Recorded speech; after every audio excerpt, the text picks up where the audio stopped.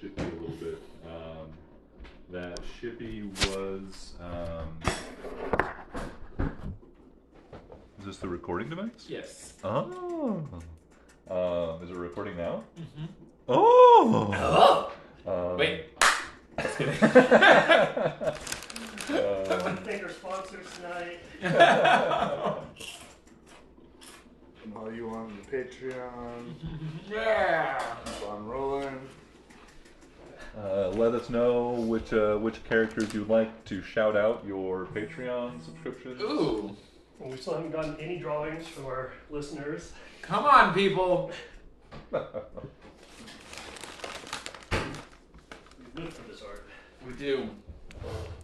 You really color our world. Yeah.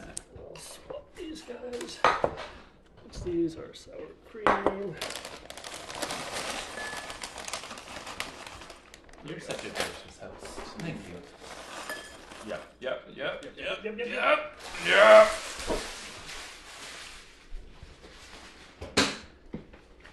Okay.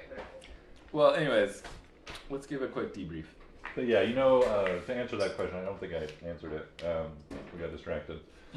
Yeah, Shippy, you learned, was involved in essentially the bringing of the egg in through the crystal sphere. Mm-hmm.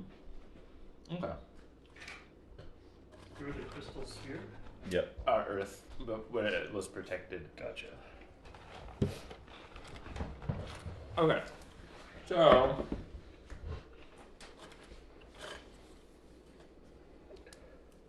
Why did I switch pens halfway through?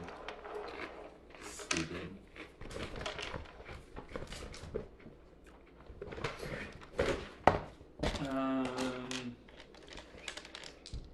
Shit can navigate itself a little.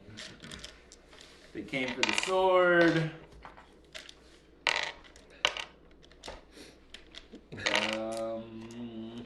The priest captain Zelthesic talked with us a bunch. Talked about the moon and how they have evil to kill and how they need their sword back because that's theirs. And they recruited us to participate in the killing of the evil, should they come across it. I think we need to help them first, then they'll help us. Yeah. They told us about the deep mind. And named our foe as the illicit. Yes. Those are the... Squiddies. Yeah, squid bait. But the deep mind is inside of Ratha the moon, which was previously captured. Wait, is not the deep mind inside of the moon egg? No, they don't know where the deep mind is. Oh, they don't know That's where the why deep they mind is. Never mind. That's why they were looking into Shippy, or one of the reasons was to look inside Shippy and see if Shippy had any lost memories of where it the was. deep mind might be. Ah, okay. So, but they let us know that the ruddy moon Ratha was previously captured and held a bowl for these? in Response as well. inside of our great sphere, which captured the darkness, not the crawling king, the some dark god deity, and they put it in there, and then they shot it into space, and then they made everybody forget about it, and that was the what we call, oh god, I don't want to look back at my notes. Why is my memory so bad? When does an egg be pooped as? The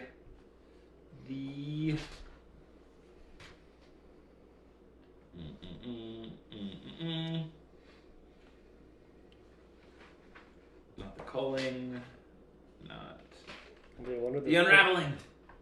Right? That was when we forgot all the things about that moon and the evil that's up in the sky. But what they don't know is that it's basically an egg, and eventually that egg is going to hatch a great evil into the world, and it's just waiting. And they also poked a hole in the crystalline sphere that was protecting our plane of existence / Earth by sending it to space. And that was a dumb idea. The whole thing was dumb. Yeah, there's a they described a crystalline like sphere, this shield that surrounds your entire solar system, and that was a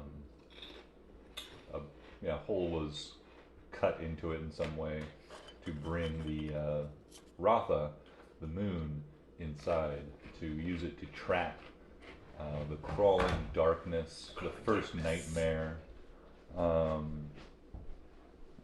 which was successful.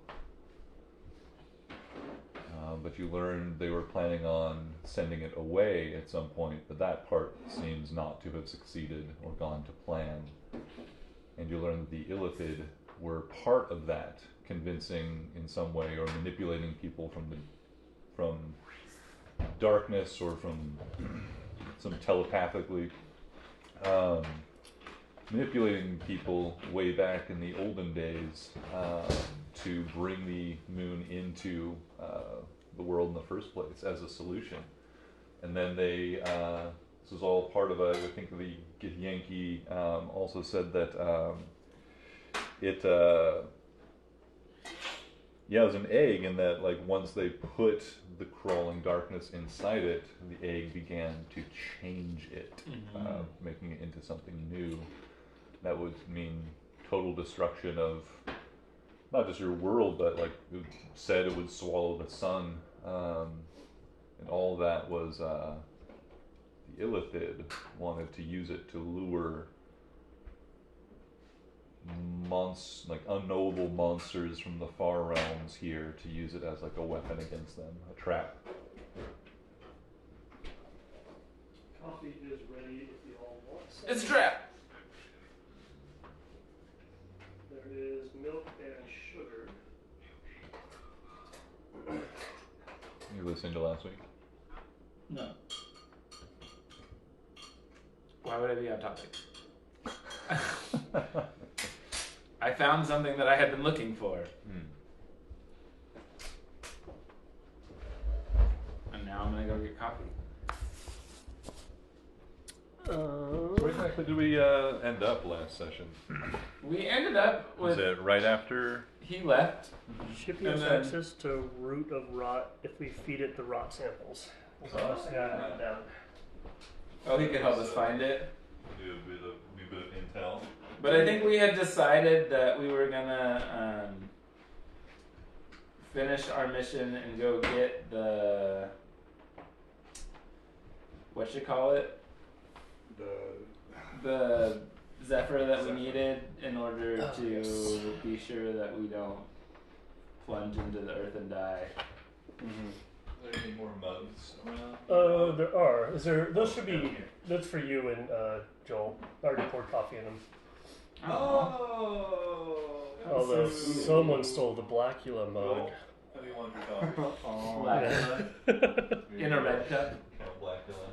I'm Thank you. sorry, I didn't even notice It's that. alright, whatever. I thought, Ew. You. exploitation films. Yeah. It's good stuff. Oh god. I ruined everything. What happened? Yeah, we were on our way to pillage more Zephyr. That's right.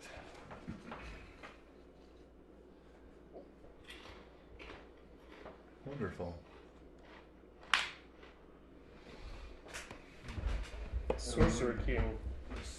And I have He's a Dick. Quoted by Joel. The Sorcerer King? Nah, he's a good dude. That's what you said. I wrote it down. Servants of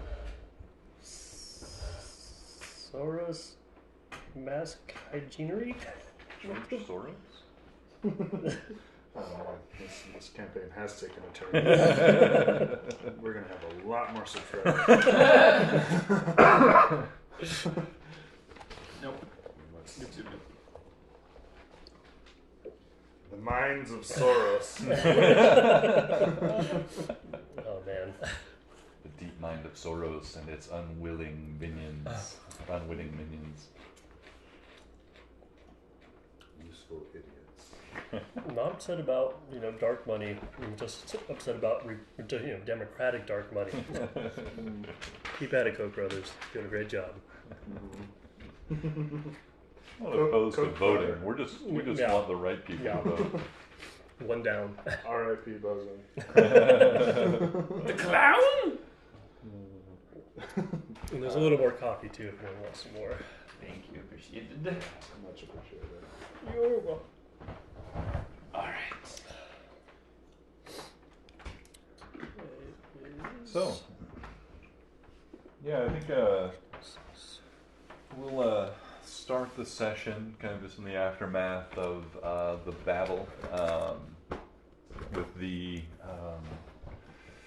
Githyanki vessel streaking through the air, ascending away rapidly away from the surface of the low altitude that you guys had met and had your little conversation.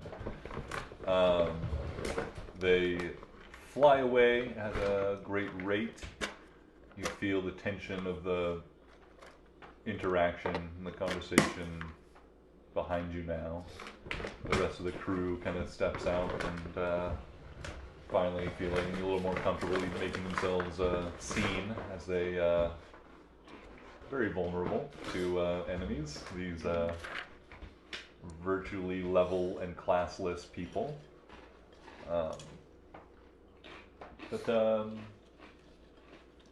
Yeah, you've had this experience where this Githyanki was able to telepathically kind of commune with Shippy and tell you more about Shippy's past.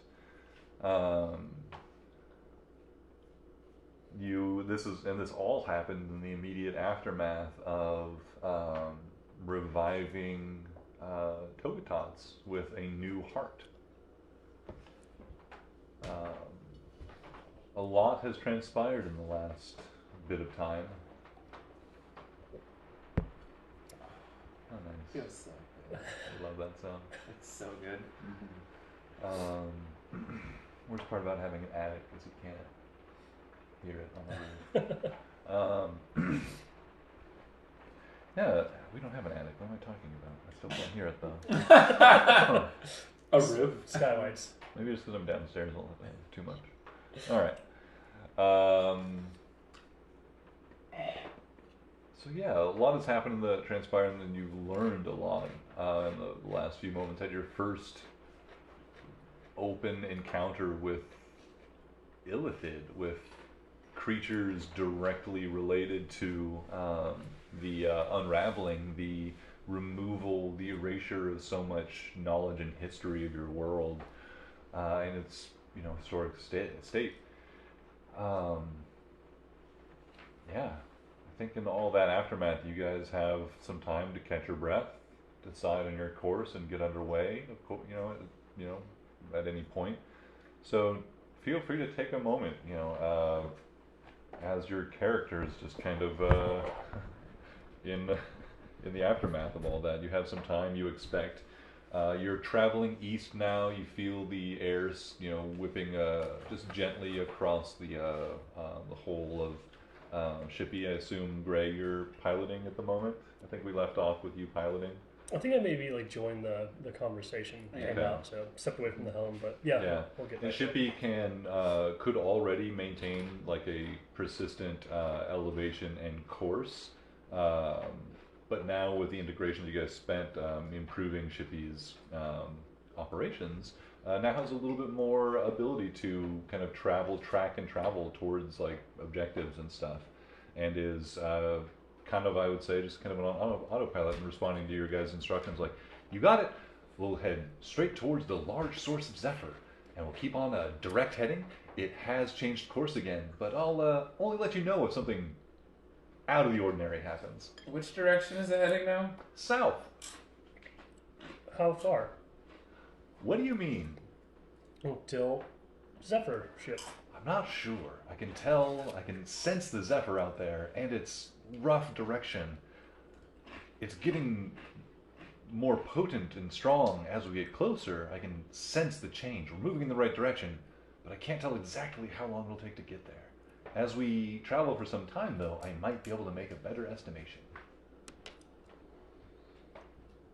Sorry, called jerk beat boot. Was kind of jerk though. That's fair. It's fine. Don't worry. Gray, you speak your truth.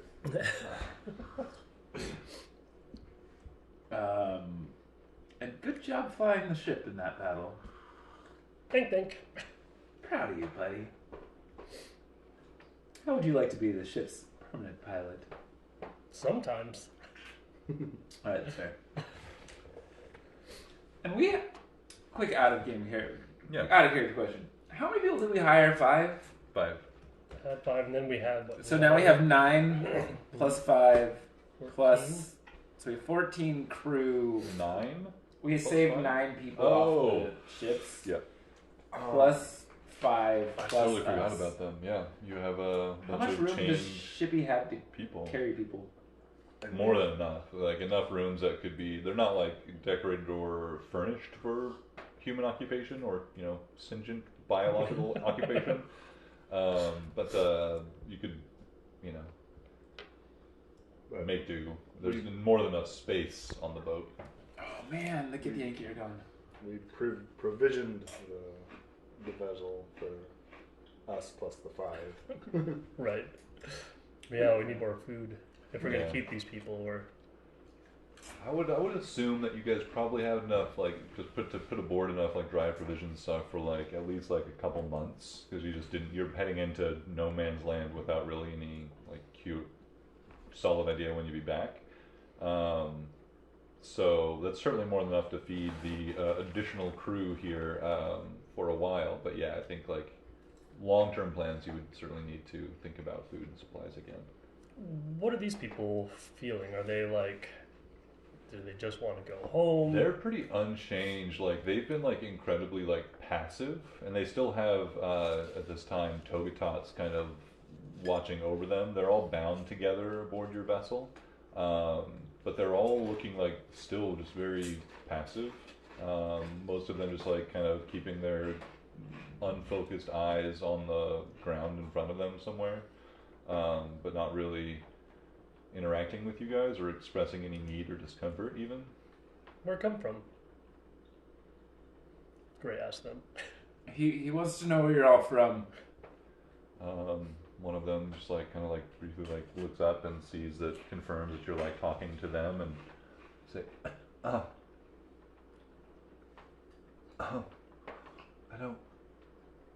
don't know. You don't know where you're from? No, none of us that came aboard know where we were from. No name? No. How did you get on the alien ship? Do we serve you now? That depends. Did you Just like shrinks down at that answer. Nothing to be scared of. What did you do on the other ship? We did whatever they asked. Cleaned. Times some things on the ship need to be moved to work, so they make us spin. Big wheel.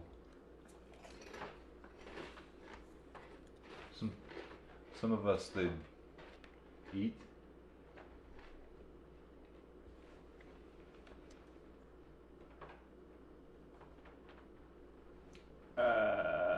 That's unfortunate. Where did you travel with them? Just in the ship. I don't know. No windows? It's a window. What did you see outside of the window? What is? We only saw inside the ship. We didn't go out.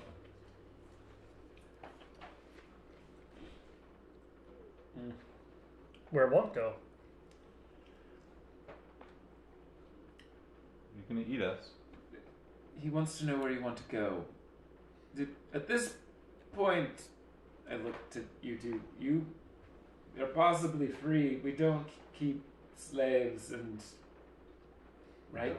Yeah, we don't keep slaves. Right? Right? Checking in. We haven't officially come up with Just want to make sure where the big help gang stands on the slavery front. I don't speak for everyone, but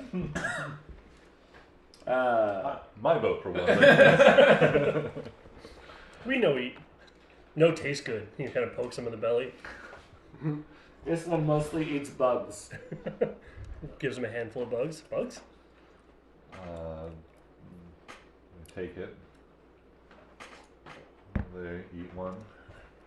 This is what you want? Good. Good. More?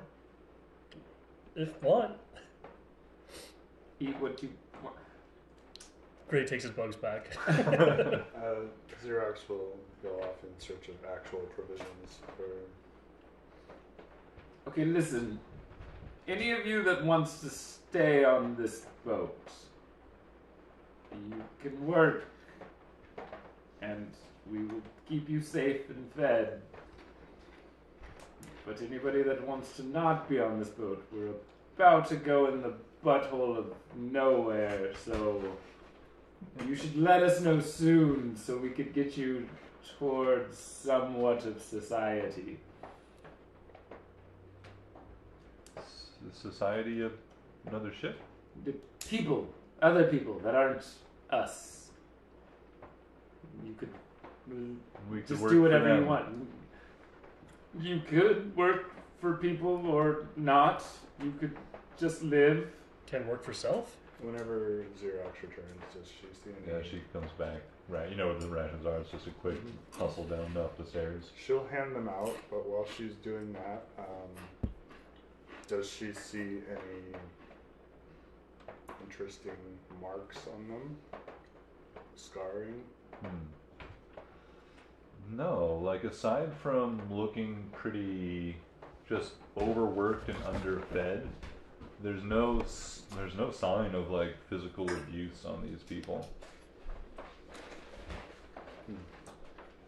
Would Beat know of any like history of illithids keeping?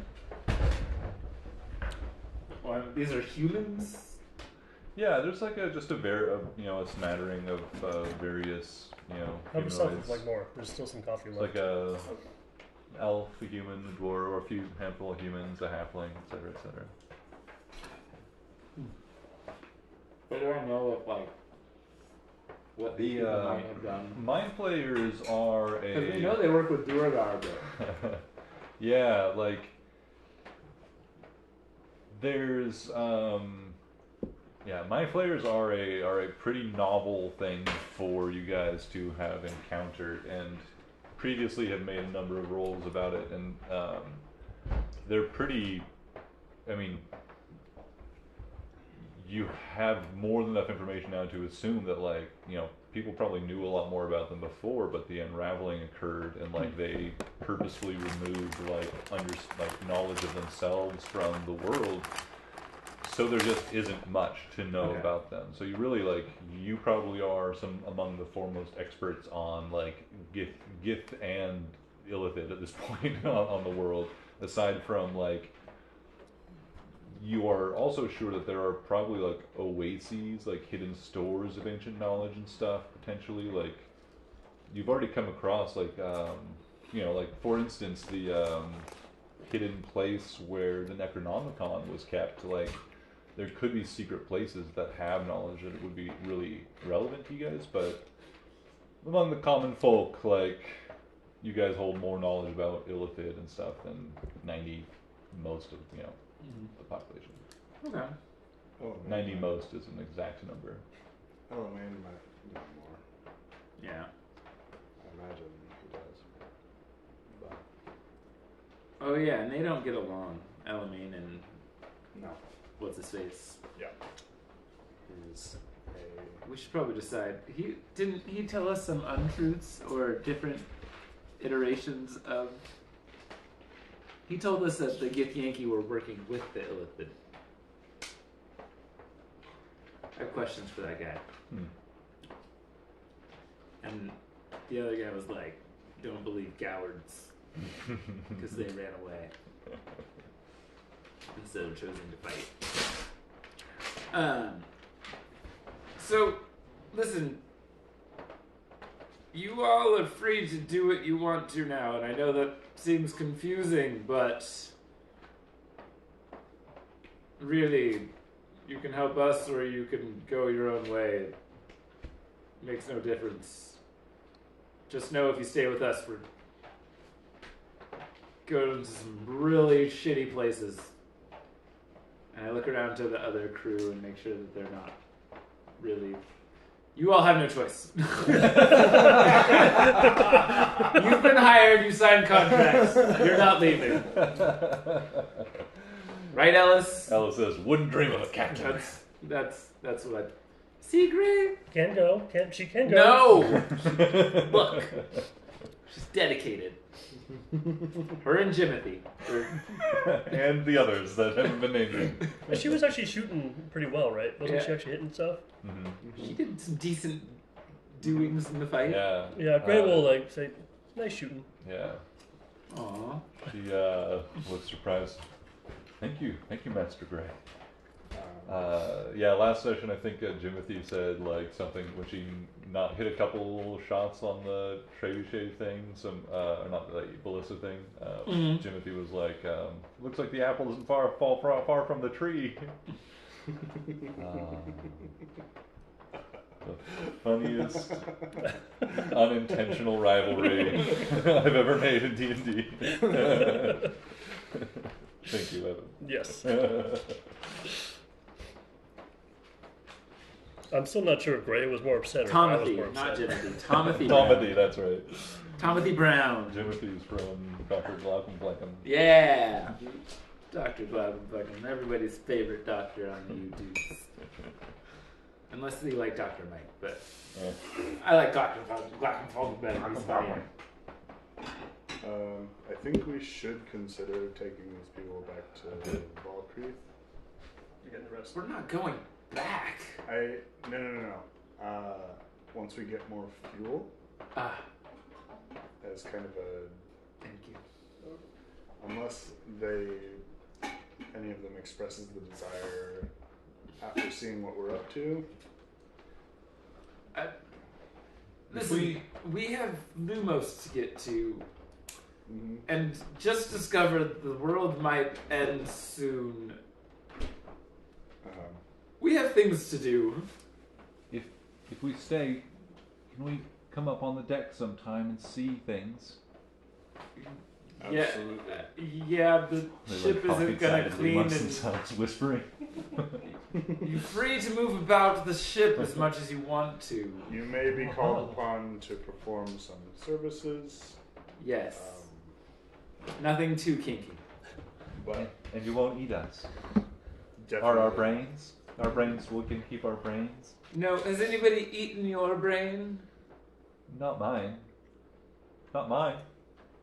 Not mine either. I've got my brain. Excellent. Perfect. What happened to the people? We wouldn't have any indication of mind flayer crawls, would we? How do you mean?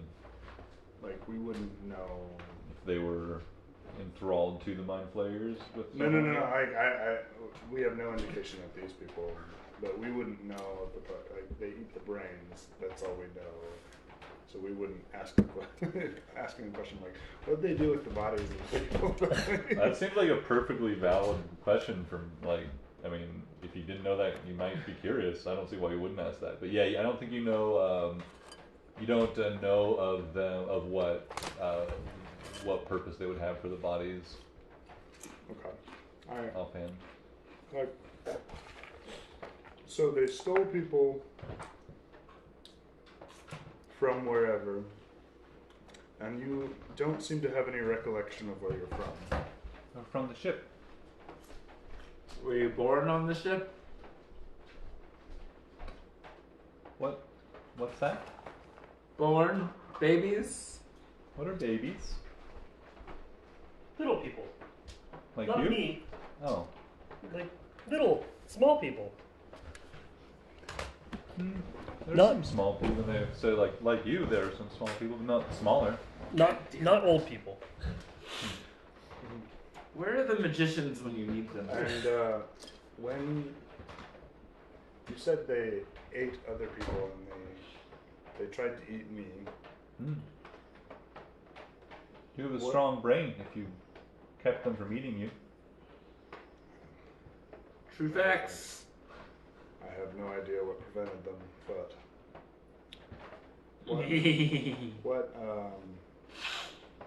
what did they do? I assume no one we know seems to know of these people, of these beings.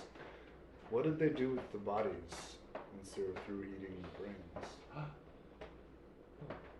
The captains ate the brains, and their soldiers ate the rest. Xerox will shudder a little bit. Soldiers? The stout ones that can grow big and go invisible. Ah. What you eat? The scraps they gave us. 8 people? Maybe. I ate people once too. What? Taste, just taste. Oh, it was just for fun? That's even worse somehow. Goblins tell me tastes good. They lie.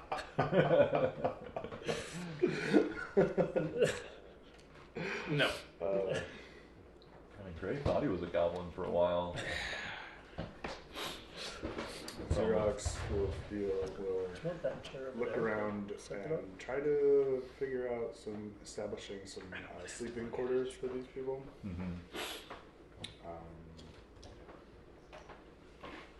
And she'll pull Togotots to the side and say, I'm going to establish a place where these people can sleep. Would you be up for guarding their room for the first few nights to ensure they're not working against this? I will ensure no trace of abominations or their influence resides in these prisoners until they have been proven to us. Your will be done, Captain. Xerox will look around to make sure nobody heard it. Then, not that it matters, but yeah, we'll go trying to scrounge up some, I don't know, loose sacks or something like that that they can sleep on and stuff like that. Yeah, there's still like some like since you guys have had some time and like actually, you know, laid in supplies intentionally, like back at Ketten and stuff. I'll assume that you also have like some like backup like bedrolls and stuff, just like just general like survival supplies and stuff. So more than enough, you know, like tent gear, camping stuff, and whatnot to give all these people some at least like basic comforts and places to sleep. Can Beat Boop assist by making like bunks in one of the rooms Oh, so hell yeah. that they have a place to sleep? Yeah, for sure. Yeah, part of the supplies that you would typically like put in, especially like back in like I would say back in Scofia, having more like access to true seamanship knowledge. Riding the seaman blade. We're children. Definitely would have like put in like some basic supplies for like repairing the ship and stuff as needed, even though you have learned that Shippy has some ability to like repair itself as well. Although it, in your experience, did consume some blood root to do so. So yeah, plenty of materials and stuff you would need for putting up some basic little bunks, or you know, creating a little like separated space for people and stuff. And more than enough room in the below in the main hold and stuff. Like this ship, like, Shippy looks like if it weren't sentient and able to do most of what it needs to fly or sail on its own, would probably have a crew of like 15 to 25 people. All would need, like, you know, to bunk and keep supplies on the vessel. So there's like a lot of room on this ship. And yeah, being just, you know, the three of you plus a skeleton crew, like, there's more than enough room for really whatever you guys want to do at this point within reason. So yeah, you guys get them accoutered and set up and comfortable. Yeah. Well, One of them says, "We get to lie in these blankets yes. Yeah. all night." Yes. If want. Great, that sounds lovely. Enjoy. Let us know if you need anything. Tomorrow, though, we're going to have to teach you how the ship works. You'll report to Ellis and Tomothy. And Alright. whichever other of the crew that they know. Well, if anything, any big wheels need turning, we can do that. I literally don't think that any wheels need to be turned on the ship. Shippy seems to have that. I actually tell you the truth, I don't know what things need to be done on the ship. Cleaning, occasionally darning masks, and fuck else. Shippy, do you need these humans to do anything? It's really up to you what you want to have happen aboard the vessel, but for essential functions, they're totally unnecessary. But, like, would any of their work make your life easier, Shippy? Besides for cleaning you, which I don't assume you could do yourself. No, I can't, and it would be nice to be clean. Yes, okay. And the guns and your sails run themselves. Well, yeah, I don't really have sails. Oh. But the Has like a couple of like Wings? wings that come Yeah, out the side. But the sail doesn't have any like mast or sails. Okay. Yeah. Well, if you think of anything, let us know. We have... I mean, if they're just mouths to feed. Their life has been hard, and that will be fine if that's what ends up happening. Okay. I'm not saying, like, kill them or anything. I'm saying, like, I'm sure we're traveling over some existing places, cities, townships that could house 9 individuals. Who are not capable of contributing Yeah, to anything to community society at all, whatever. Or stand up But for for now, themselves.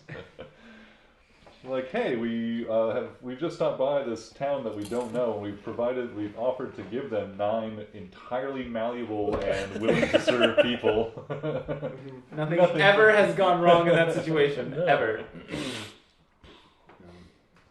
They We made just traffic people.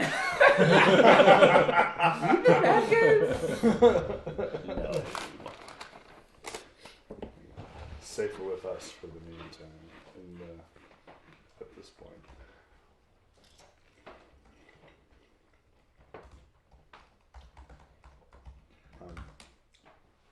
Once we get them squared away, we probably should.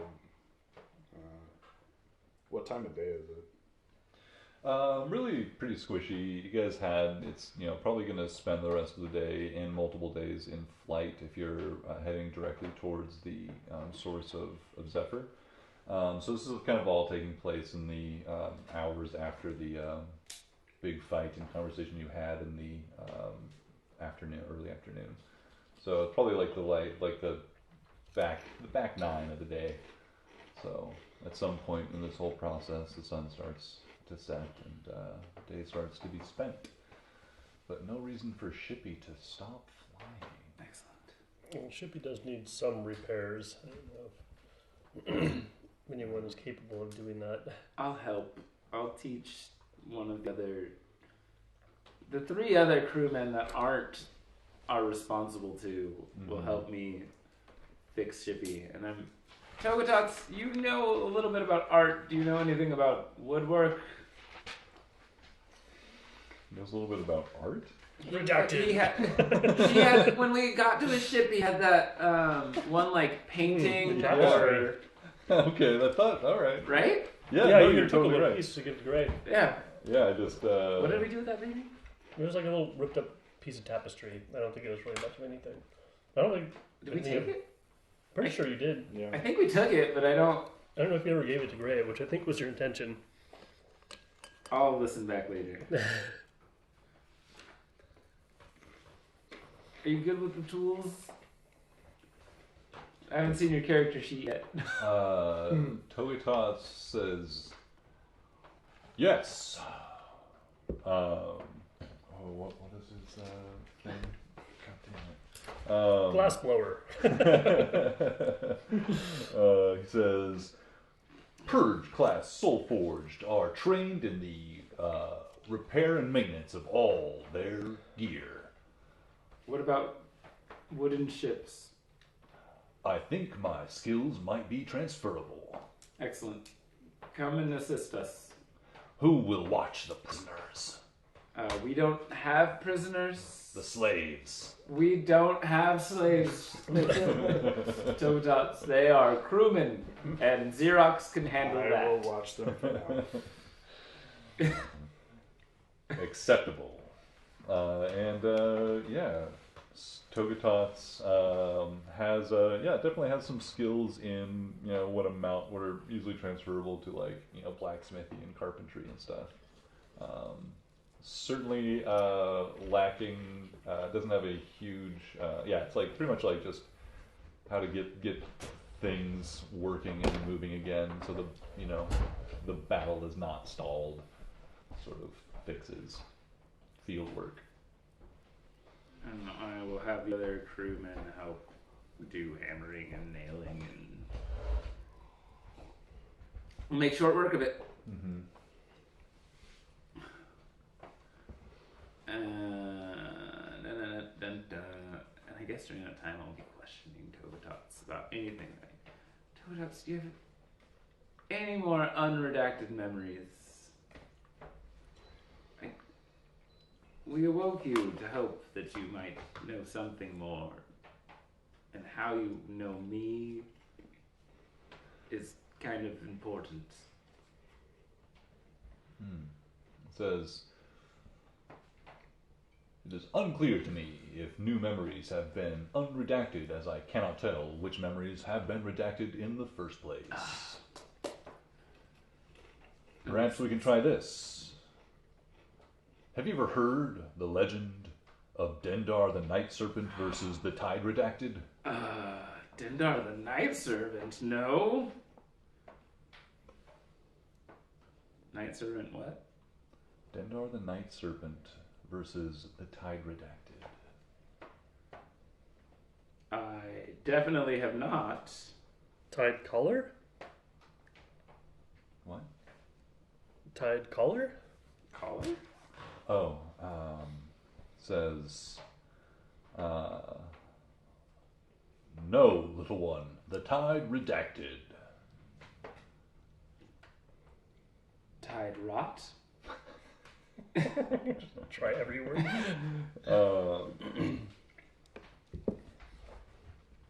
Tide bringer? Tide. Wait. Oh, that was in the other game. Damn it, I can't rely on that knowledge. God damn it. Yeah, neither you nor I were there. No, it was the one shot. Fuck. You need to listen to the one shot, actually. You literally have to listen That's to pretty it. fun. Yeah. Okay. It's the lore drop is real. That's a shame those characters not live on. Spoilers. Is it though? Well, at least it didn't end with you just winning and murdering Yeah. Joel's character like I was usual. really hoping I wasn't going to go that way. Like, Alphonse is alive, right? Alphonse is alive, right? I love a. There was some PvP. I love a TPK. It was great. Never get into a fight with an assassin, Jared. No. Oh my It's a god. bad idea. Never get the drop Yeah. dropped on you by an assassin. Holy shit. And dead. Yeah. Pretty much how it Literally how it went. He's rolling how many dice? Mm-hmm. Sneak Guaranteed attack crit. is how many? Yeah. Guaranteed crit with sneak attack. It's just. Yeah. Ugh. Um, Anyways, tell me more about Dendar, the Night Servant. it says, in those days, Dendar the Night Serpent and its cultists struggled against the arcane hegemony.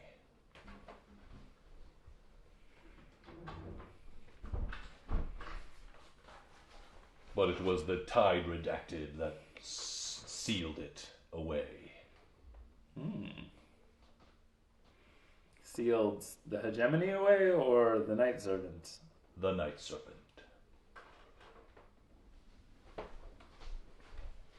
Why did they want to do that?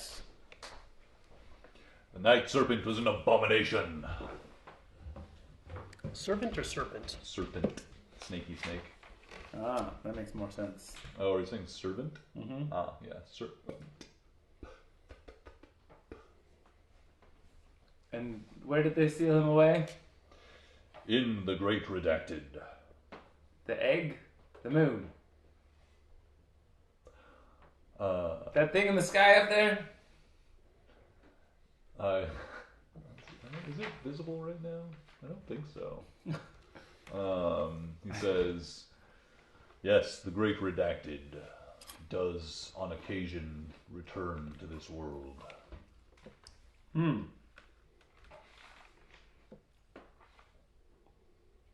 Yes, then I guess we do know about... Well, we've been hearing more and more about this Night Serpent. And it was the Tide Redacted that put them there. And then what happened after? I don't know. Did you help? No. Some of my brethren did, though. Others soul forged. So there are more of you? I don't know. There were. But you found me. Could you find... Have you been able to determine your rank and designation? Somewhere above yours. As I thought.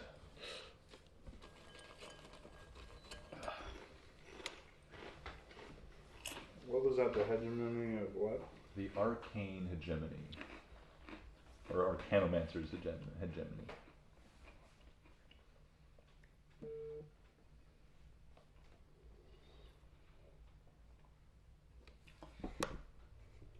And the Arcanomancers, were they good people?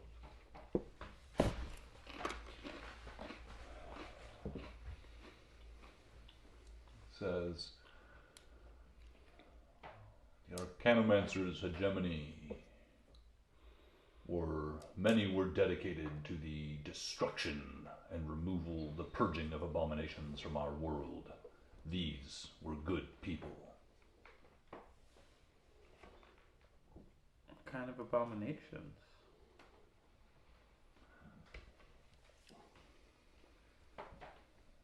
All kinds, things from beyond our worlds, creatures of death and darkness, chaos and corruption.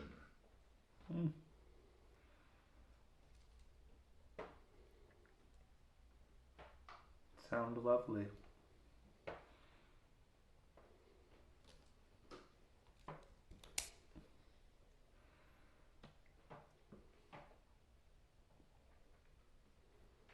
If you think of anything else, Clang. Let me know. I'll have more questions later, but right now, I debrief at your leisure, Commander. How long were you waiting in space? I don't know. Damn it.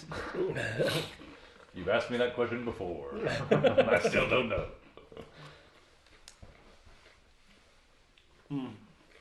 Okay. I'll ask him more later.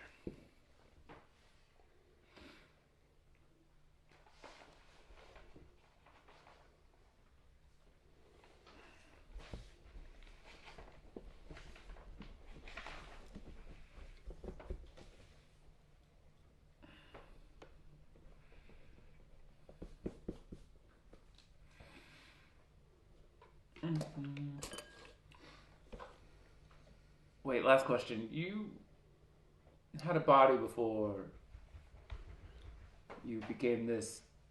Do you know what it looked like? I do not. I could not see much of my body from within it. Never glanced upon a lake or Do shiny not have metal those armor. memories handy, if they exist. No. Okay.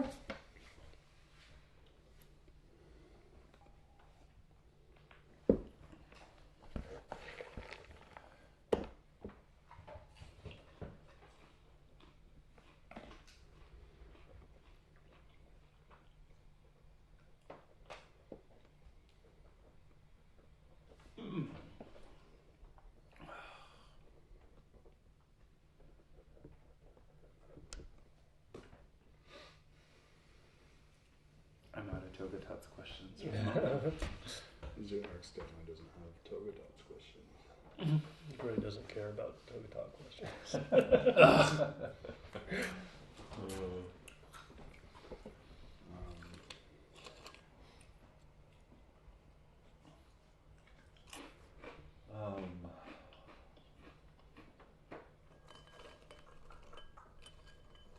So yeah, great. You still haven't used your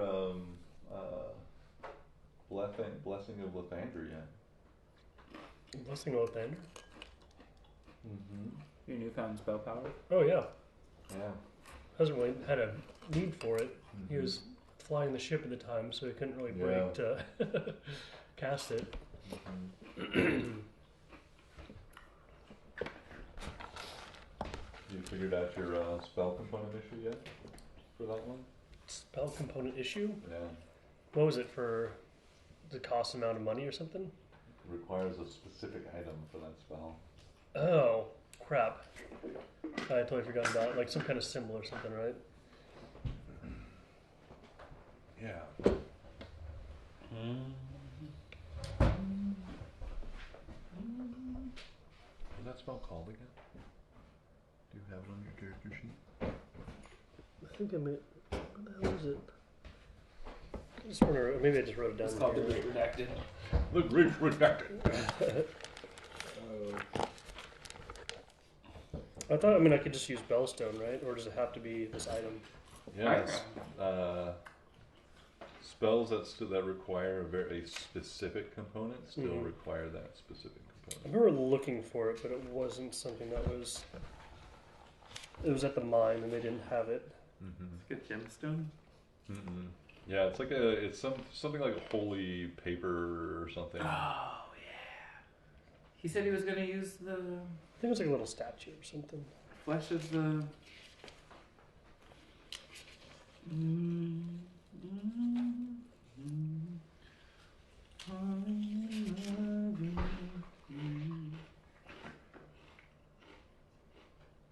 It's something he was gonna, once he got to a town, he was gonna look for.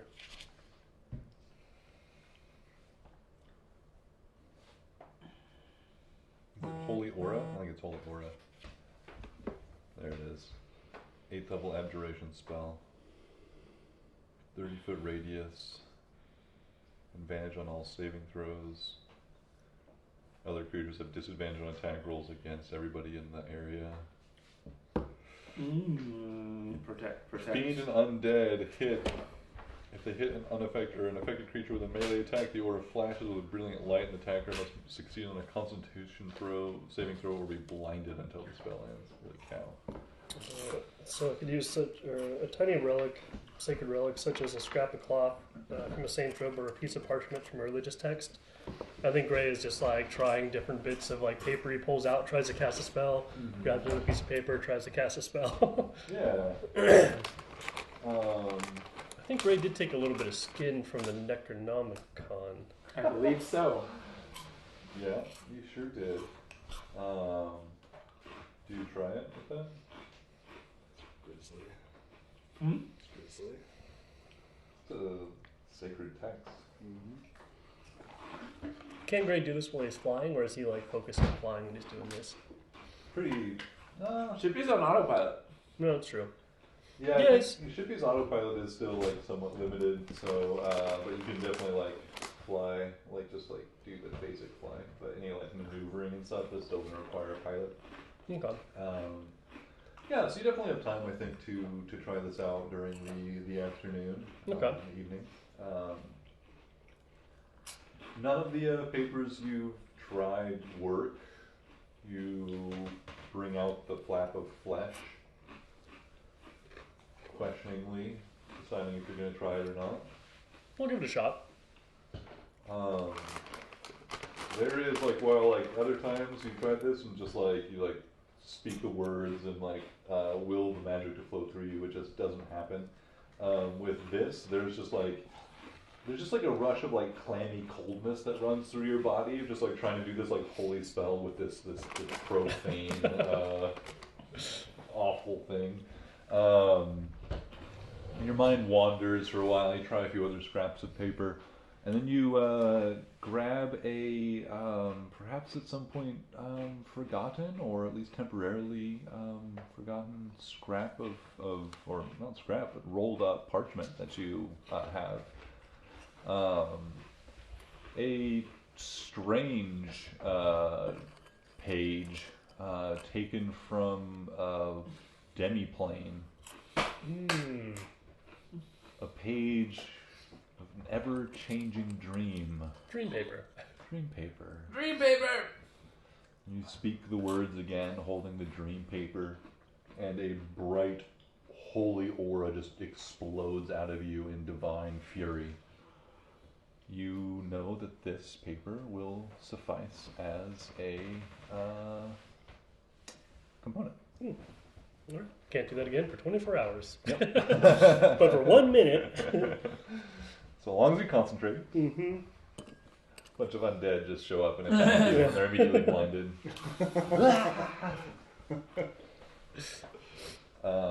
Yeah, I think with a little exploration with that, with his belongings and trying different papers, I think Gray would eventually stumble on that. Okay. Cool. So the plan continues to head towards the source of Zephyr on Shippy's radar. Sounds good. Before the night ends, I'm going to pull together some of the crew and start a rotation of guards on our reserve bellstones and rations. Not because I don't trust the newly 9 crew, but those Dwargar could be invisible. We never really made sure none of them were on the ship. So, here's the deal, crew. 24-hour watch on all of our goods. Anything All 5 suspicious? of the crew erected attention. You come and find Xerox, because I don't want to be woken. Aye, aye, Captain. Aye, aye, Captain. Excellent. Case of emergency, wake up Xerox. Yes, exactly. She'll know what to do. I'm going to bed. They begin discussing amongst themselves who's or what order they're going to take the watches. They'll keep an eye on the food stores and what did you say, the Bellstone.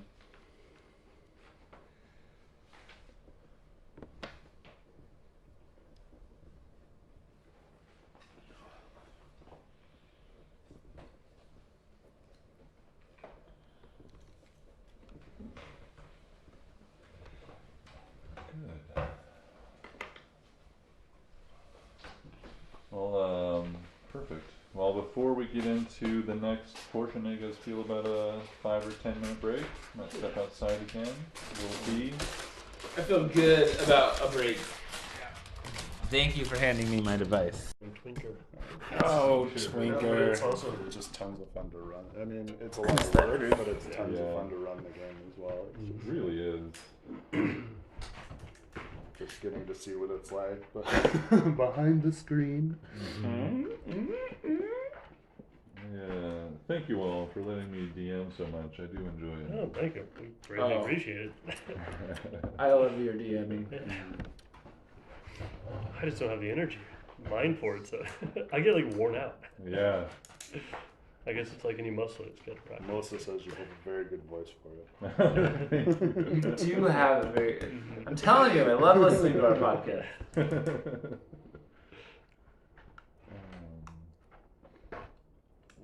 There's one paper, of course, and oh, it's probably one sheet I didn't bring. It's the one I need.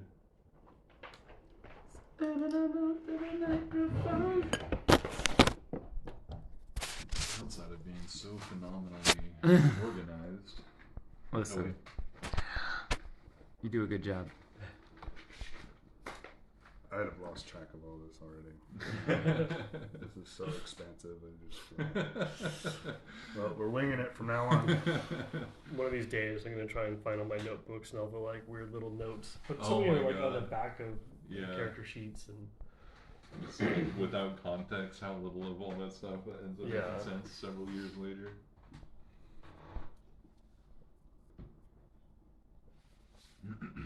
So, shall we begin? We shall.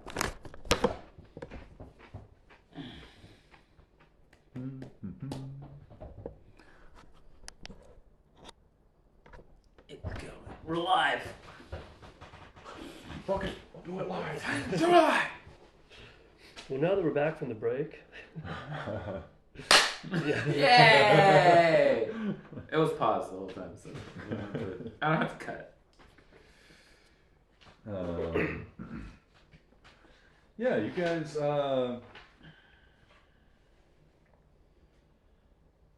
carry on. At some point, you know, Shippy is certainly able to travel more or less independently now. Shippy does let you know, Gray, that it doesn't seem like it'll be too much of a problem, assuming we can get to our destination, but me driving or piloting myself does require more fuel than you doing it. So it will consume our current stores of Zephyr faster. But it seems like we're going to get some more aboard real soon.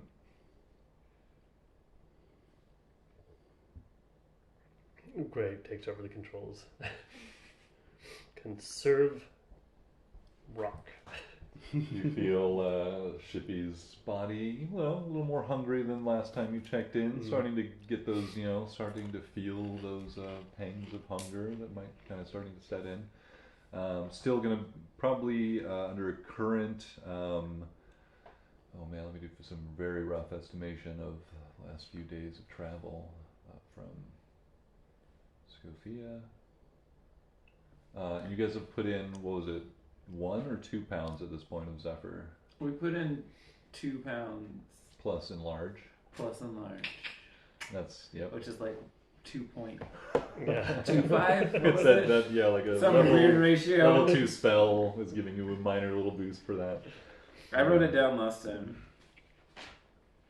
You know, something that you could could think about doing, just, you know, There's if one there more is, crackers. It's that red box up there. Right. Cool. if we want to get really, if there's ever a moment where you guys are in a position where you really need to make, you know, the last bits of fuel you have last, you know, you've learned that the enlargement of the Zephyr is indeed helping, but not as much as, not by increasing the mass, but merely by adding like a, you know, spell energy. You know, if you wanted to, you know, someday if you're fueling up in the, you know, right before you go to sleep and you want to dump like a super high level spell or something into it, if you need to, that might be something you could do. Okay. But I think we're already getting near the maximum of like micromanagement of like fuel resources that I'm interested in doing. Give me more. Let's take these points to the next 100 decimal point. It's a lead spreadsheet.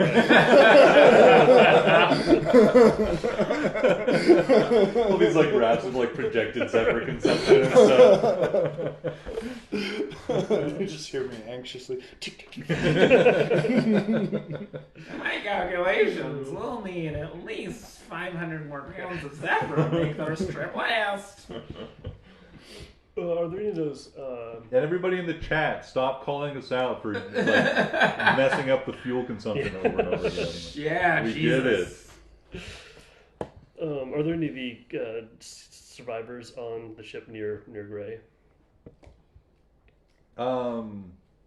Yeah, there's actually, yeah, like they've been like in small like clusters of, you know, well, probably at least like 3 or 4 people, like clusters minimum.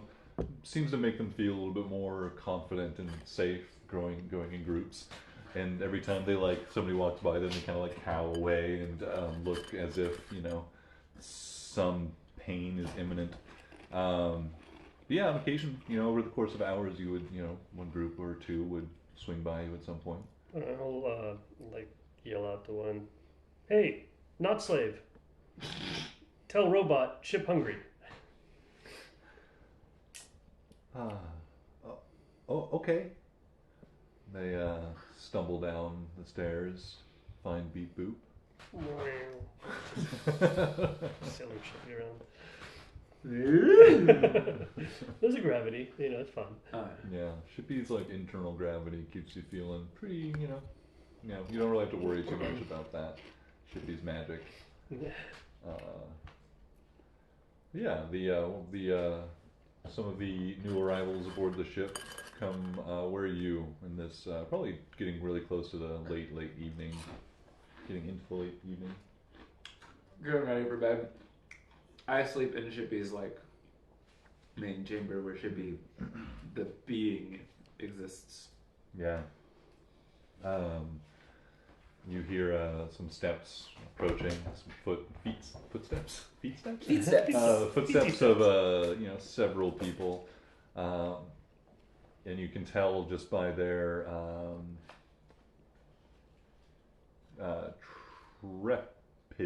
trepidity.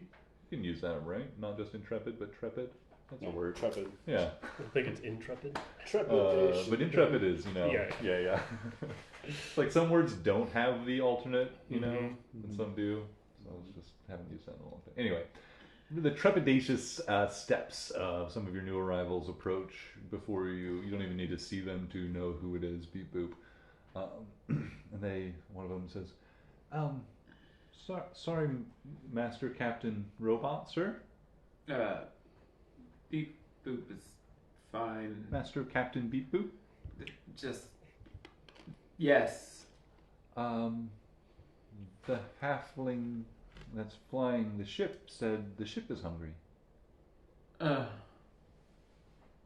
Is it gonna eat us? Does it eat brains? Is your brain made of zephyr stone? I don't know. Probably not. Okay. It eats Visible rocks, relief. mostly. Some roots. Good.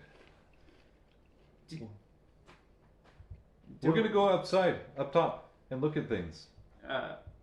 You keep doing. We're gonna eat food. Yeah? Excellent. Anything else you need? Nope. Do you know how to use weapons? No. Magic? No.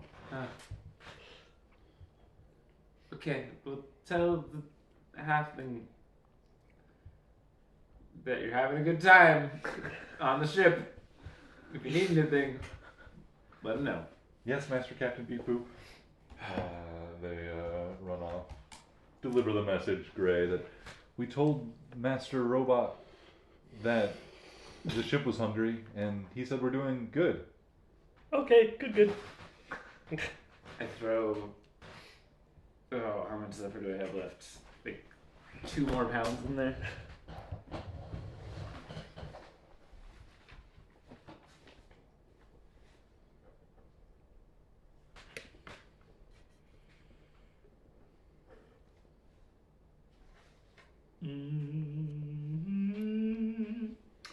Just getting 1.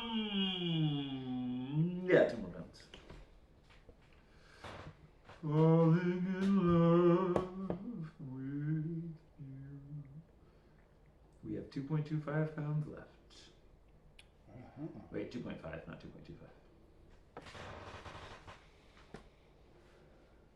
2.25.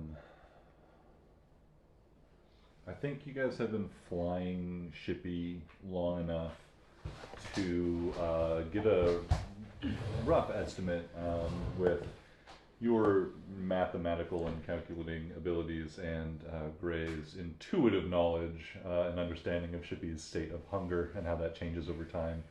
And got a little hungrier after all that fighting and stuff. There, some of that exertion caused Shippy to get a little hungry faster. Makes sense. You think that 1 pound of Zephyr should typically, under normal conditions that you've experienced so far, be good for 5 days of travel. And that also comes out to, about 100 gold a day to fly Shippy. If we're calculating just in terms of Zephyr. Need to raise the rank.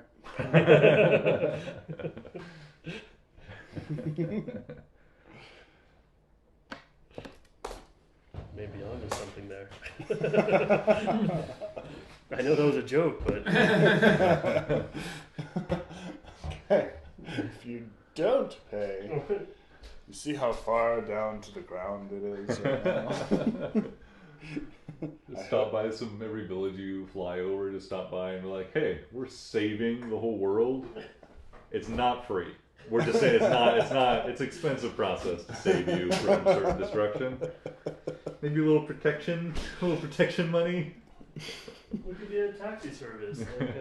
Now, you won't be able to see these results outside of not dying. You may not even understand there's a problem. But believe me, we'll stop it. You can see by how strong we are. Yeah. So there's a wand. Oh, God. What you're buying is a share in Big Health. We stumbled upon a village of atheists. Just like, shit.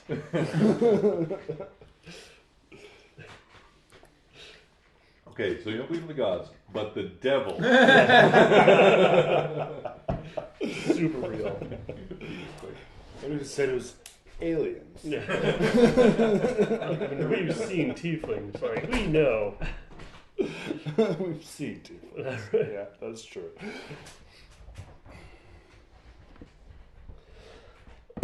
Celestials, who knows if they exist? Yeah. I mean, I've thought about trying to play like an atheist character in D&D. It doesn't make sense. It yeah. I have an idea for like a misotheist, which is someone who hates the gods. So there we go. Which I think I'm gonna try it. Hmm. Who knows if it'll work? I like being a big help gang denier. Craig. I need to figure out my TikTok algorithm's bringing me some interesting things. Oh. Oh, yay. So it showed up with a guy with American flag, fucking, the black American flag on the hat. Mm-hmm. I knew it was going to be great. She's like, how many people threw away friends, family, just to believe the lie? Over the last 3 years. Mm-hmm. Yep. Yep. So you put in 2 more pounds. That's 10 days. 10 days.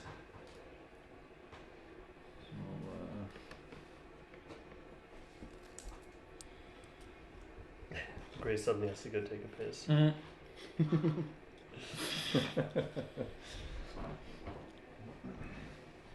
Gray strikes me as just piss on the ground. Yeah.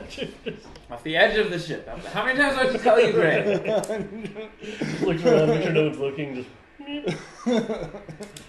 It's like, God, it's so wet. Why is it so wet? Rain. Bird. Small cloud. So, unless there's anything else you guys would like to do, I think we can skip through a little bit of time as traveling across the eastern portions of the Free Cities here, getting closer and closer to the Cragspire Mountains.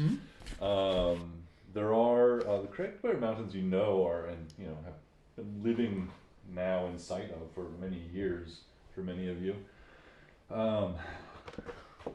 There are, for an airship, a great number of passes and stuff that you could traverse through. The mountains themselves are much more difficult for land, overland transportation than air, because the mountains look like these broken teeth, like just jutting into the sky. So these deep cracks and broken parts between them. It's not a very as consistent a tall range of mountains. So there are places where you could probably weave in and around and between on the valleys between and chasms between some of these mountains, or you could sail high above them and sail over the peaks. But the difference in elevation there between the peaks and those craggy valleys are going to be tens of thousands of feet. Gray, you think that ship you could certainly fly that high. There wouldn't be any problem with air or anything. Probably, you don't think. That shippy has a little bit of air around it that it keeps, and you probably wouldn't be out there long enough for it to get real bad or anything. So even if you were in an area that had low air, it'd be fine. Is it snow topped? Cragspires, yep. Where they are, there are many places of them that just are too steep to hold snow. But wherever snow can cling to, there's certainly snow up there in those high elevations. Does he know any alternate paths? All the way around the Cragspire.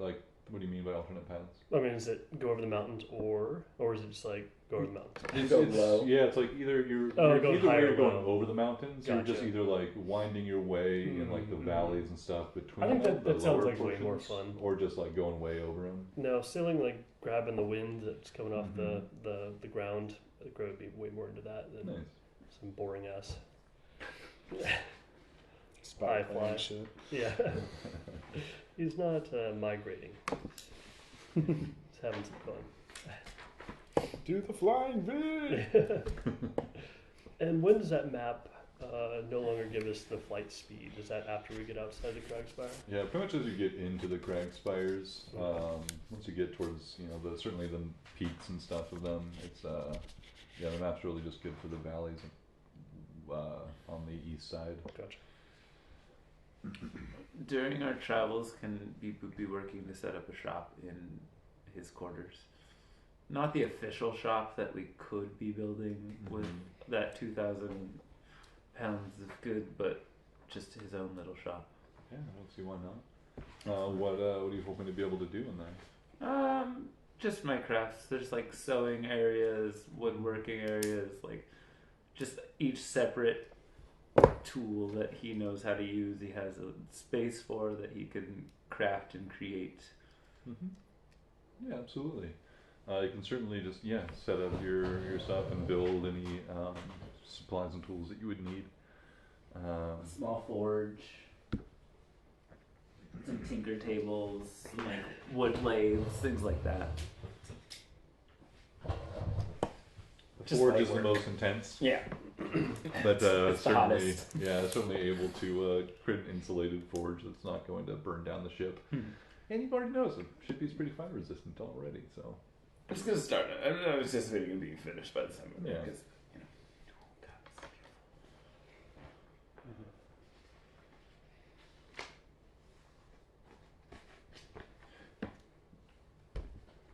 Yeah, thank you, Carl. We miss you. Yeah. For sure. Come back soon.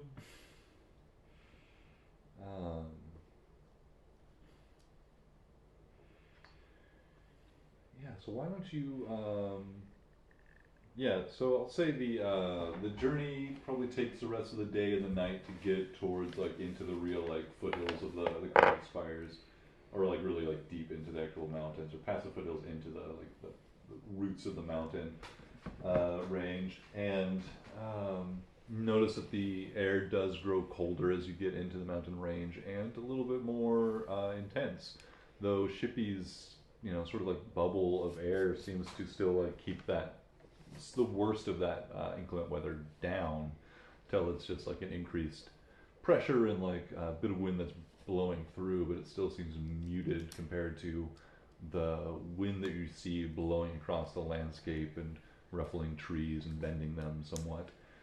And the air does grow colder, and that also is somewhat muted by just Shippy's bubble of air that seems to keep moving with it. A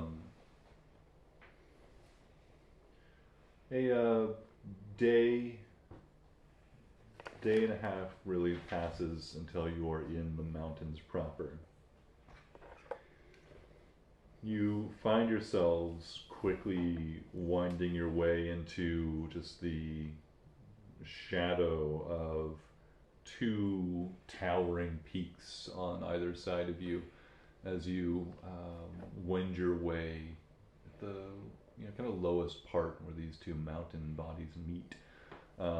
Ahead of you, this ravine, this valley eventually twists and turns and breaks and starts anew as it, another mountain ahead has seemingly broken through. Even like the idea of the crag spires having been like just forcefully jutted up from beneath the earth in a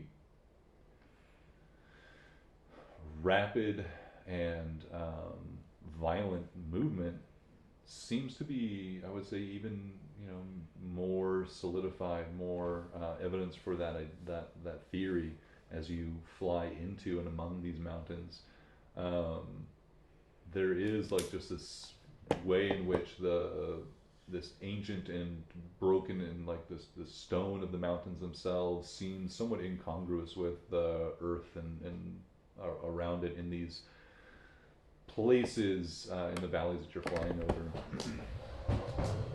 But it seems like it will take some days of travel to get through the crag spires, winding your way from one valley into the next and over places.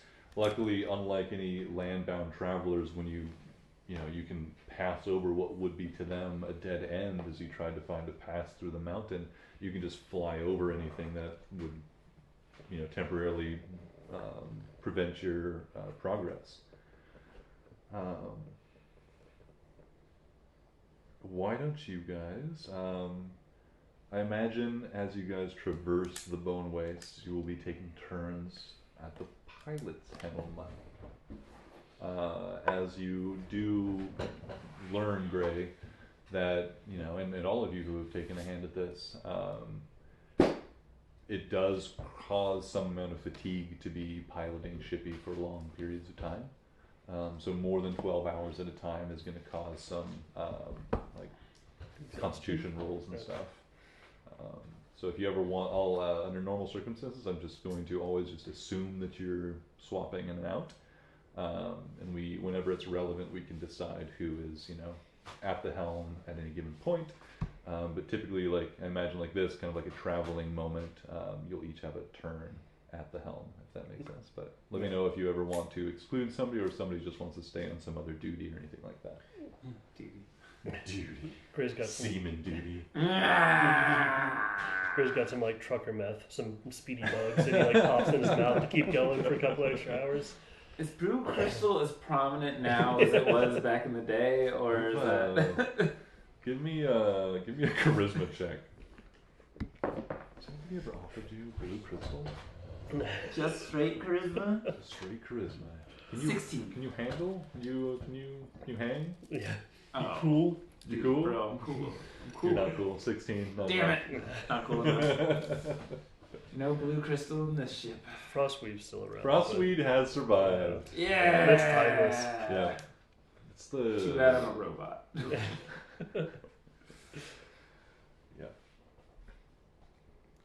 I don't think Nibbles would program you to get down. You don't think so? I definitely think so.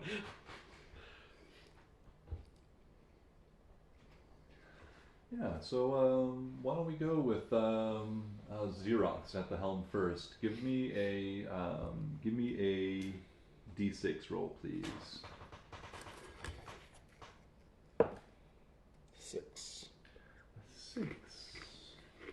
How lovely.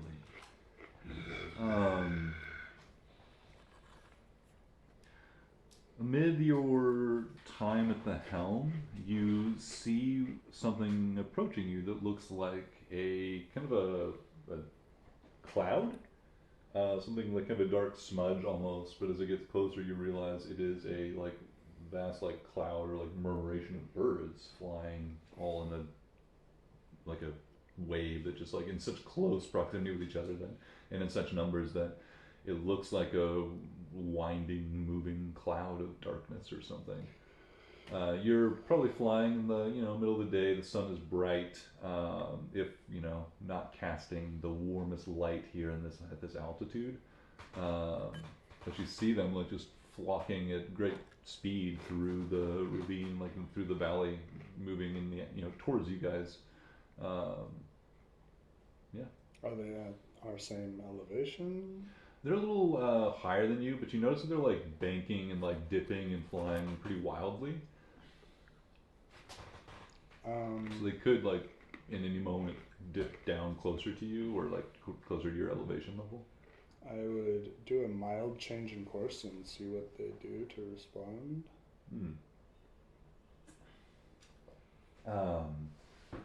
The entire cloud just changes direction and like shifts and swirls, whirls in on itself. You see amidst this several larger figures also flying through this cloud of birds as they like try and avoid them. Something hunting these this immense flock of birds. They fly closer and closer and draw to now directly towards the ship. I will ring an alarm if I have that capability, and I will briefly put it in autopilot, and I assume Shippy knows enough to not smash us into the side of a mountain. Yeah. At this point, like Shippy previously would not have been able to do that, but with the upgrade you've recently spent on Shippy, the navigation one, Shippy can now do a little bit better and will not smash itself against the mountainside. Okay, and I will try to get a better look while also resting my companions to get a look at this flock of birds. Yeah. There are 5 of your new arrivals, your guests aboard the ship, just like staring wide-eyed at the flock of birds and like really everything around them most of the time on the deck of the ship. I'll tell the new arrivals until we know what this is. I get below decks. Yes, Captain. They run below decks. Gray and Beep Boop, you both, whatever you are up to in this moment, Shippy kind of speaks to both of you locally and says, "Hi there. Captain Xerox has ordered an alert. Sounds like there's something to be worried about. Why don't you come on up?" Gray turns over in bed. Are you guys sleeping during midday? Because this is a bright, no. early afternoon. Oh, okay. Yeah, Gray probably is. He probably pulled like the late night shift flying. Fair enough. Gray, come on. Up. I send bug. No. Gray. Oh. Xerox doesn't ever call alarms unless it's needed. Okay. Tots, you coming? I will watch over the prisoner They're not prisoners, Togatots. They're crew. Not slaves. I will come aboard up top if you feel it is needed. You never know. Alright, stay down here until we call you, I guess. Ellis, Timothy, Yes, Captain. Yes, Captain. to the guns. Aye, aye, Captain. Good shoot. Gray's I gonna can only run. hope to do as good as you, Master Gray. Yeah. Hey, Ellis, Yes. you got something. I tried. I don't know what to do with Gam. You don't. It doesn't help. It won't help, so don't do. So you run up to take the ballista positions. Your guests all huddle in a mass downstairs somewhere, you suspect, looking out the portholes and still eyes wide, all peering through, like trying to look through one, even though there's like several more like portholes in the room they're in. Yeah, you guys get up to the top deck and or the main deck and you see this immense like murmuration of birds flying, diving, and reeling around the sky in a desperate rush in your direction. At this point, you see as they approach it, there are some other like winged creatures, more reptilian in frame and appearance. Some sort of drake or something, some like Dragons! draconic cousin or something, you would guess. These things are probably young, but they're more than, much larger than the birds that they're hunting. And they continue driving them through the valley, and the birds have sensed or seen Shippy and have begun to flock towards it. They draw closer and closer. Is there anything you guys would like to do? Yeah. Gray grabs controls and starts flying as high as possible. He's gonna dive bomb these fuckers. Xerox will go to the edge of the ship, trying to keep an eye on this. Just keeping a close eye, not having a javelin handy. Mm-hmm. But that's about it.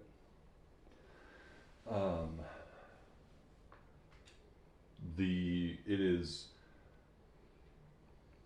eerie and unnerving, the size and mass of this like constellation of birds are flying all in this like strange, chaotic, changing pattern, flying together but all individually, just like trying to escape these predators.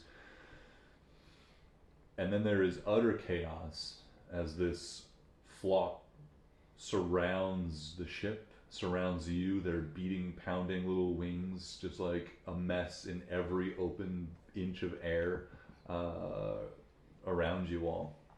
It is just a cacophony of just chaotic battering of wings.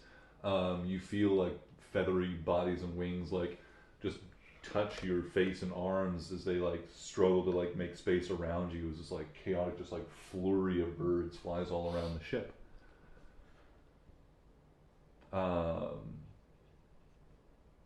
Xerox, you said you were, where were you? Remind me?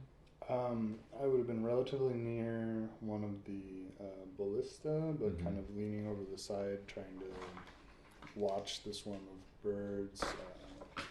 Yeah, we have a ship for just this occasion. Yeah. Perfect. Yeah.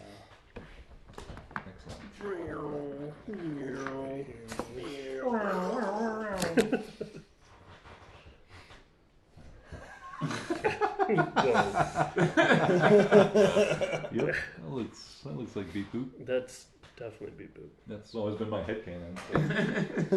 That's Displacer Boop.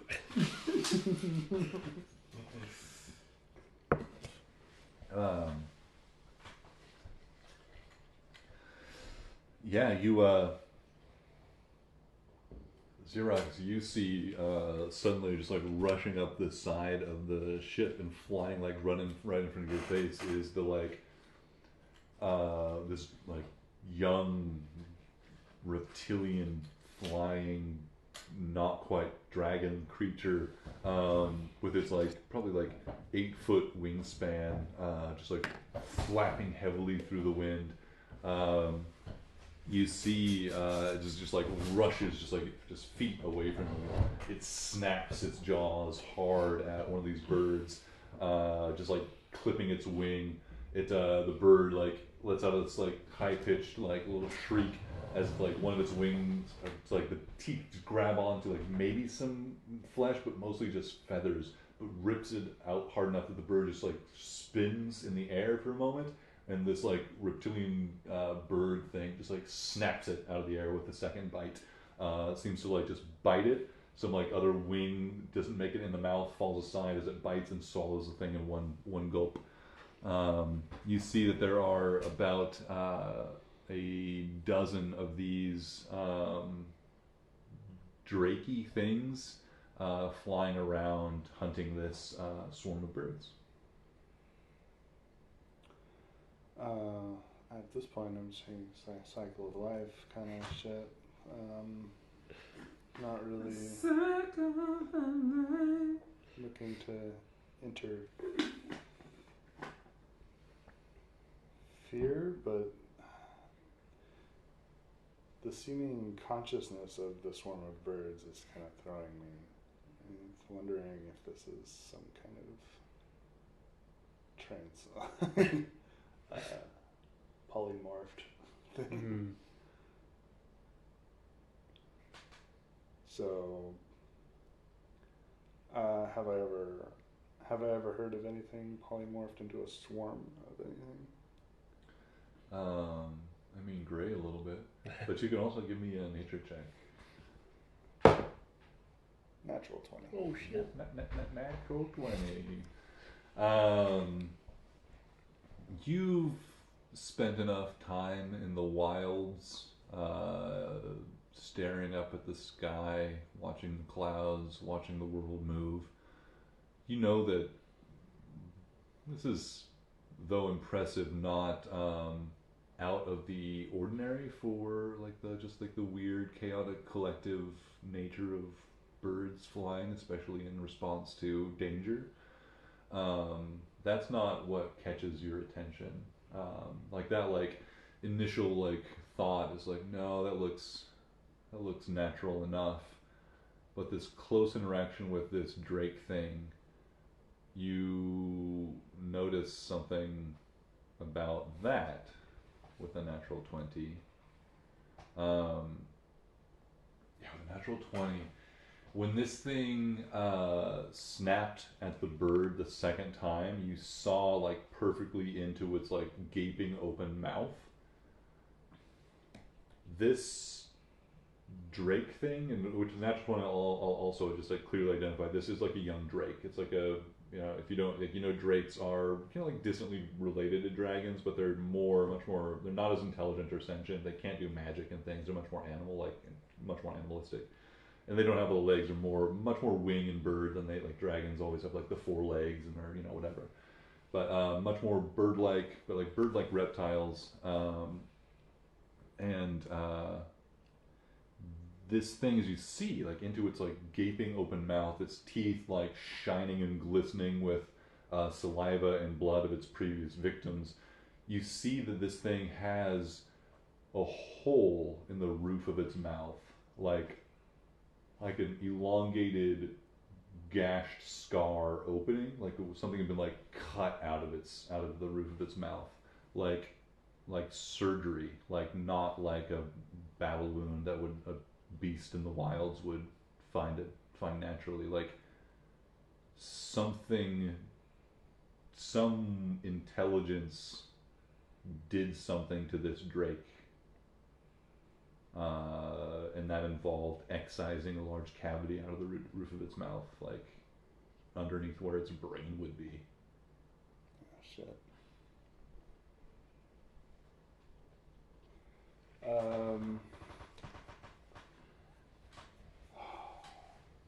I would.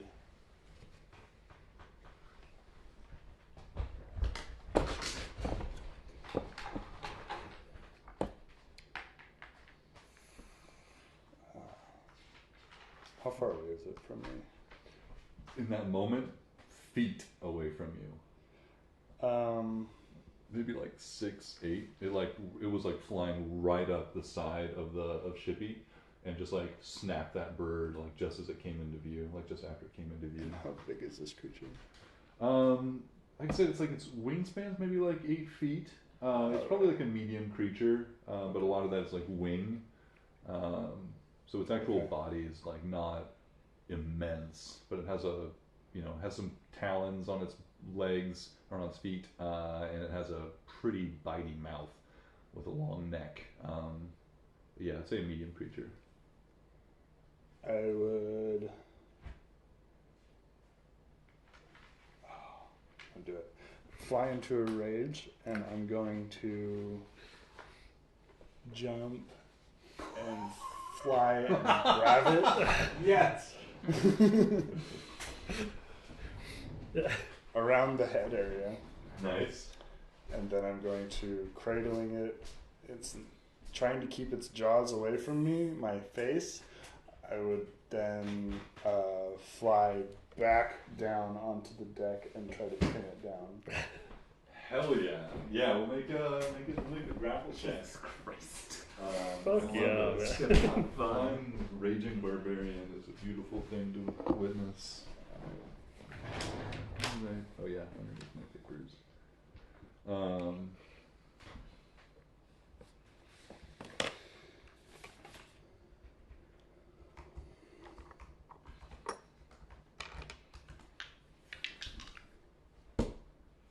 Well, I don't know if you can lose this. With your wild athletics. 26. Yes, you. This like black scaled drake, just like glistening, just like beautifully in the sun, just like in the prime of its like hunt. In this moment, it's just like gleefully victorious over another bird, snaps it into its mouth, begins to swallow it down.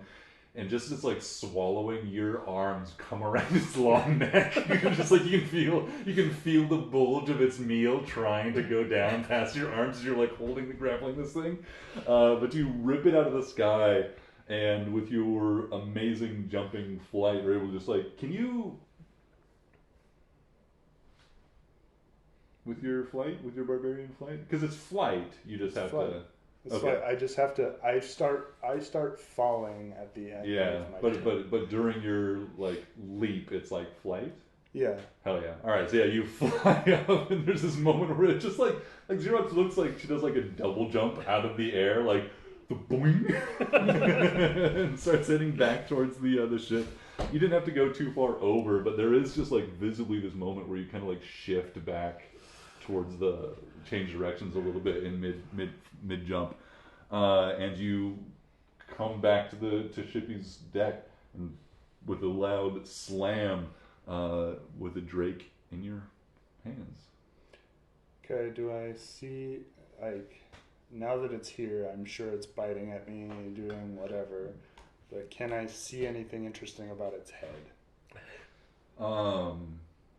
Its head. The Do I see, as it's trying to bite at me, do I see any more of what I had caught a glimpse of? Yes, absolutely. You have this thing grappled. It's like snapping at you as you're like trying to like with one arm like holding back its snapping head, the other arm keeping it pinned. You hear Tomothy, "Get back and we'll shoot it, Captain." And you see, like, you look in the corner of your vision, you can see 2 ballista, like, kind of aimed right at you. And beep boop at the front of the ship. You see all this occurring. But yeah, you see, I think as it's like keeps rearing back and opening its mouth and trying to snap at you, you can get this like very close up look into the inside of its maw.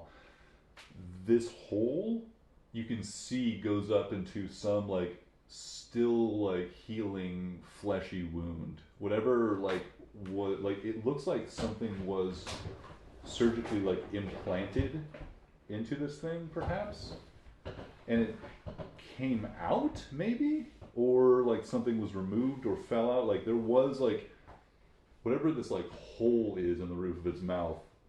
It seems like something was placed in that hole, but it's no longer there. I cast web underneath the drake. Ooh. To stick it to the deck of the ship. Yeah. I will kick it into the web and jump back. Nice. Dexterity saving throw.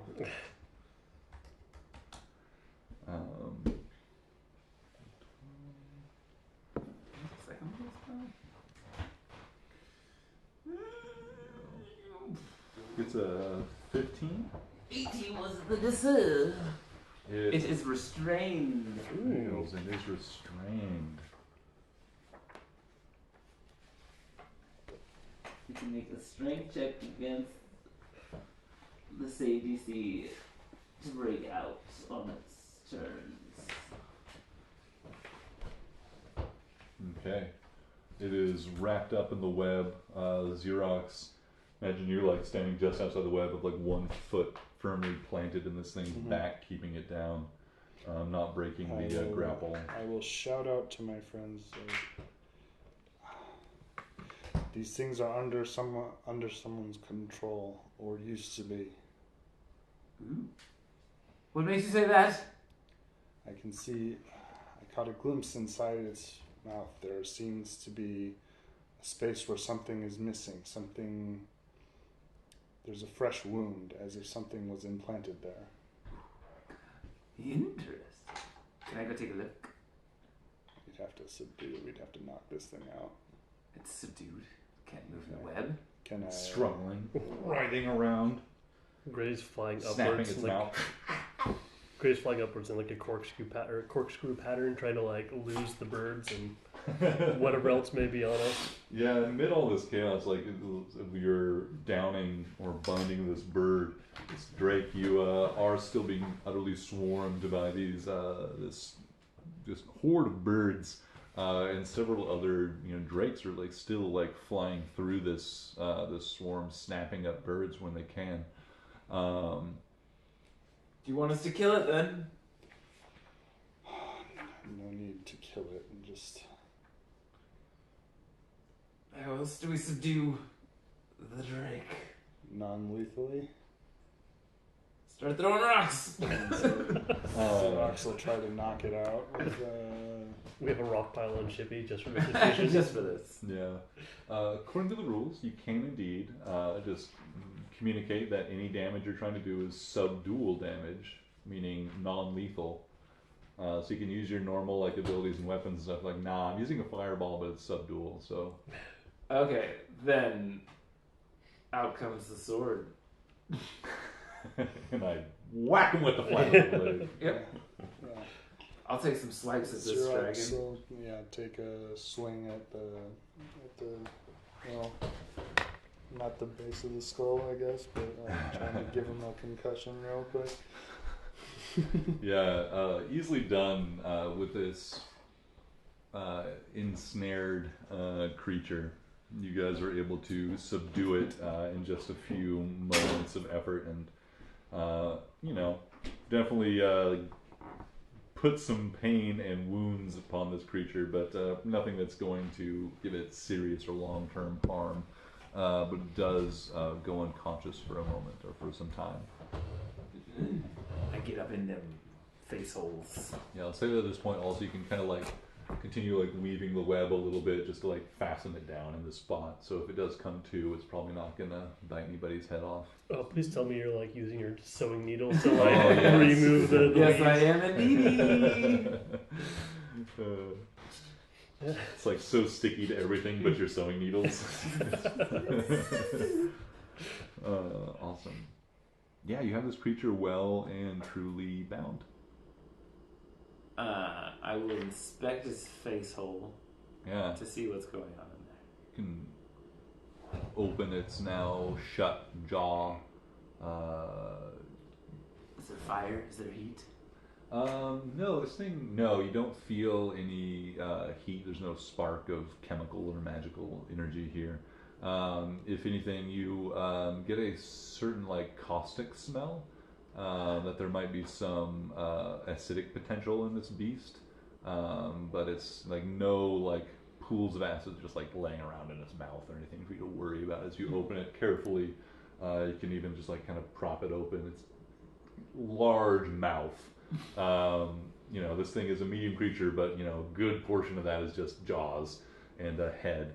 Most of the rest is stomach, and anything that isn't that, it's claws and wings. So like this thing is built for little other than flying and eating. You prop open its mouth, or like it's laying on its side, and you just like get its mouth propped open so you can look in there, shine some light in there. You can definitely see this hole in the roof of its mouth, like in the like back palate, like where in this thing's long mouth would be like closer and closer to its like skull, or its actual like where its brain would be. And give me a medicine check, anybody that wants to participate in this investigation here. Can I use Shippy's sensors to do so?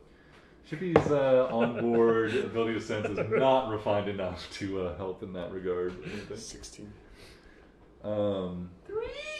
Togetots will help.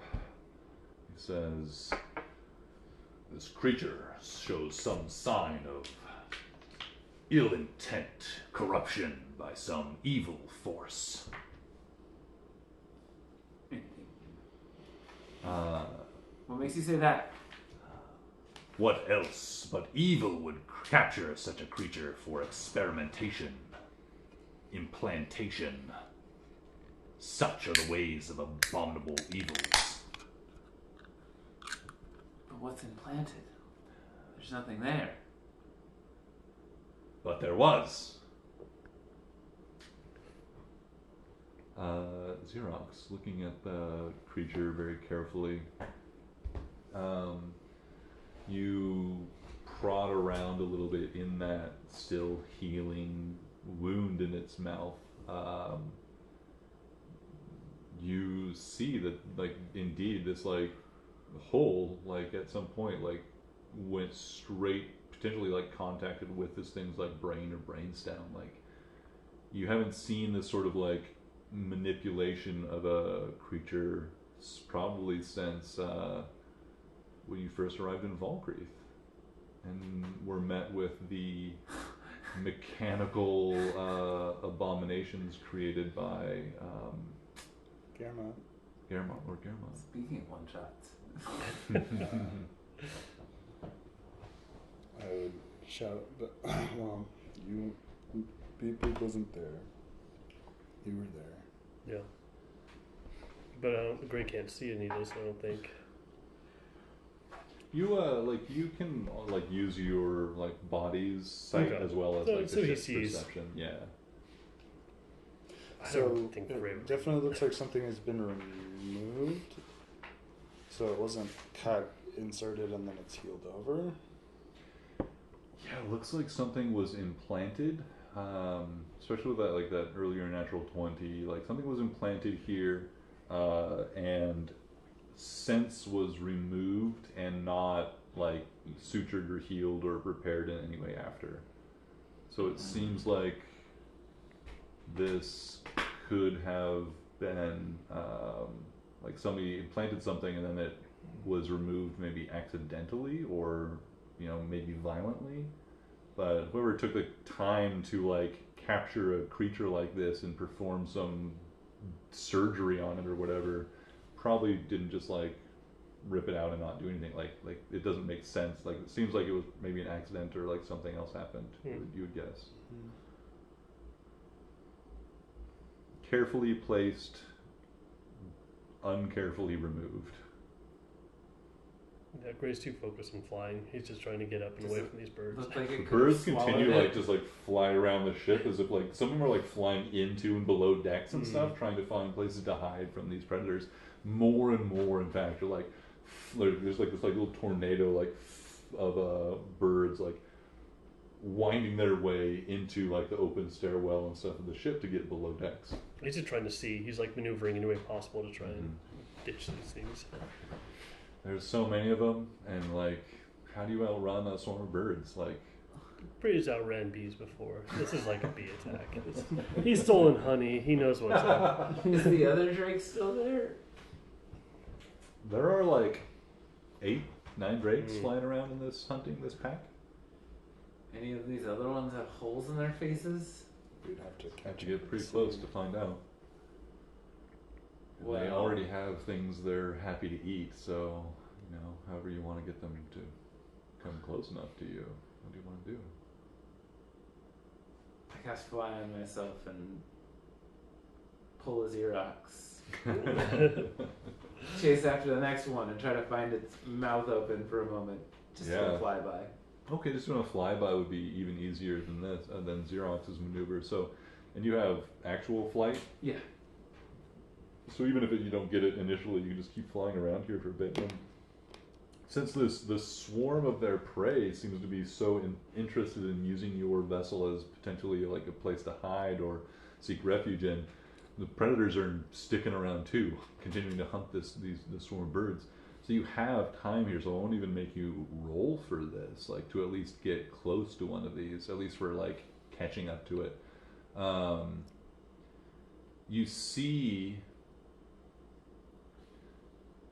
You do catch glimpses over the next few minutes of this effort. The other drakes have something dark and glistening implanted in the roof of their mouths. Yo, Xerox. This one's got something. Ooh.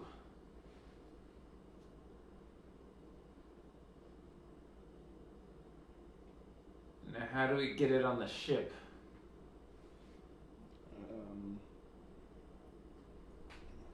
As long as we're within 40 feet, I can grab it and fly it back and throw it in the I'm web. strong.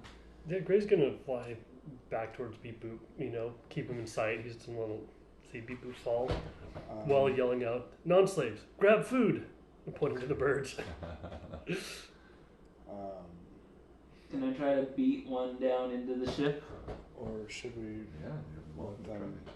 Well, There's a bunch of them. I was going to say, but they're intent on these birds, so we can't really follow them to wherever they came from. Not yet. Then we can't lose the birds. Yeah. Gray, you're noticing fewer and fewer birds comprise this swarm, but you can hear the thousands now of tiny little feet tickling your insides as they roost and get comfortable inside shipping.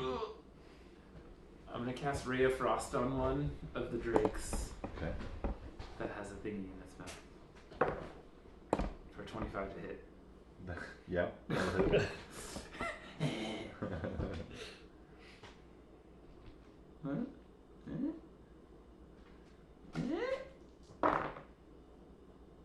For math damage. 10 damage, and it's slowed by 10 feet. Nice. And then I'll try to, next chance I get, grab it and throw it down towards the ship. Yeah. So you're carrying me, right? No! Oh. Okay. Oh, I thought you said you grabbed me. No! I was like, okay. I can't carry you. I could. I didn't think of it though. I could have just done one. So I would, I would see Beep Boop targeting one and make myself ready to launch at it. Yeah, with its movement slowed, you see it's like just still flapping its wings, but it's like struggling to like change direction and move as agile as it was. And you are with your flight speed of what, 30? Yeah.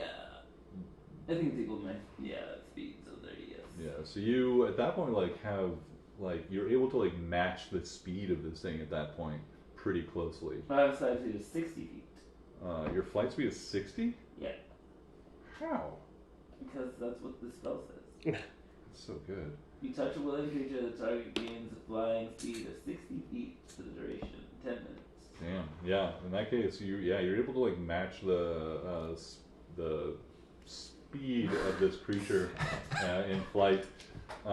So this bow component is a wing of any, or feather of any bird. So like I jump off the ship, snap and feather off one of the birds, cast fly on myself. It's a beautiful image. That's so good.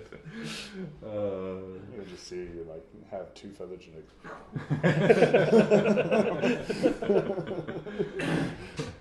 As you start knitting the wings that come together for you to fly. Oh my god. It's beautiful. So beautiful. Yeah, I'll say, you hit this creature, and Xerox, you were going to jump at this point? Is that what you said? Sorry. I was just seeing the target one. I would make myself ready as soon as it came within range to jump at it and get it. Yeah, I mean, I think at this point, the two of you working together, like, Beep Boop, you're flying like practically like with this thing, pulling like a maverick move, flying above it, and you just like grab onto it, and then you're like sailing, you're flying super fast through the swarm, and you're like going a little off course as this thing's like batting its wings still, trying to like free itself, and you feel the large arms of Xerox wrap around you and the Drake, and all three of you come back to the ship. Feels good. It's like that scene in Ghost. Oh damn it! I did it bad. The web. Releases the other one though. No, we knocked it unconscious. Doesn't matter. Yeah, it's still unconscious at the moment, and I'll say Togotots took over, putting a foot on this thing's back, making sure it doesn't get away. Yeah, Togotots. Clutch. They can help in the background. Yeah. What are the rest of the drakes doing?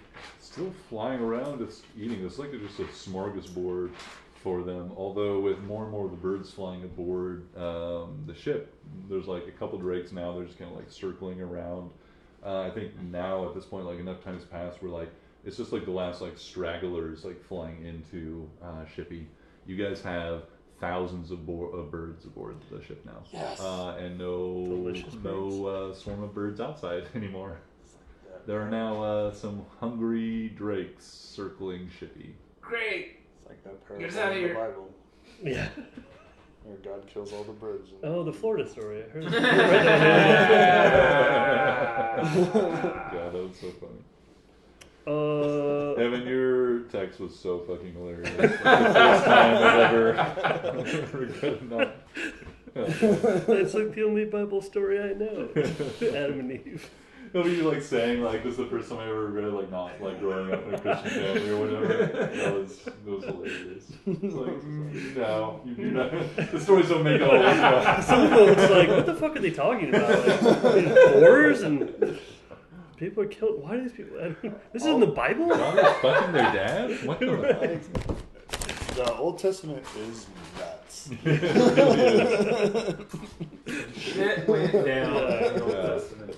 God gets mad, punishes people for a while, then he's like, alright, you're cool. And then he punishes them again. I know there was like someone turning into salt because they looked backwards, a pile of salt, and I'm like, why? What the? It doesn't even fucking make sense. Sodom and Gomorrah. They had to show that they weren't looking back on their past sins or whatever, like they were, For all the debauchery and sex they were having. Dick move, God. was Job. that wasn't related to the guy who was like, hey, like, don't hurt the angel, like rape my daughter. Yeah, that was Yeah. Yeah. Rape my daughters instead. Yeah. Yeah. These Cool. angels are guests. We have to protect them. My daughters, though, are just property, so have them, please. Mm-hmm. Jesus. And then they try to sleep with him later, right? So, cool story. Oh, no, they succeed. Yeah. The foreskin ones, like that was it's one of my favorite stories out of the Bible. Like, What was that one? yeah, so like I can't remember the names of who it was anymore. I think it's Abraham. Yeah, and we're like maybe the sons of Abraham, because like it was I think it was one of the daughters of Abraham that was like they were traveling through some land, and like some rich people in the local area were like, hey, like you're that girl's pretty hot, I want to marry her. I think he maybe raped her too already. Cool. As you do. Cool. And they were like, you're not Jewish, and your dick's got a little too much skin on it, my friends. Rough. Do us solid and circumcise yourself and all your like men in your like house or whatever, and we'll call that it's a good sign. And so they do so, and so like all these dudes like got themselves circumcised. In the immediate aftermath and the pain of that, the Israelites were like, on second thought, fuck these guys, and they just came and murdered them all while they were suffering from the pain of being circumcised. What the fuck? Yeah. Why do you write that down and tell the people? And God was like, "This is good." Yeah, we did it. Make sure to get a copy of this one.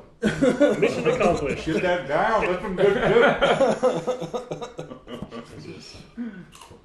I was like, so I really want to. I was like, so the next logical thing is I'm going to cut this part off my dick, but it's totally going to help.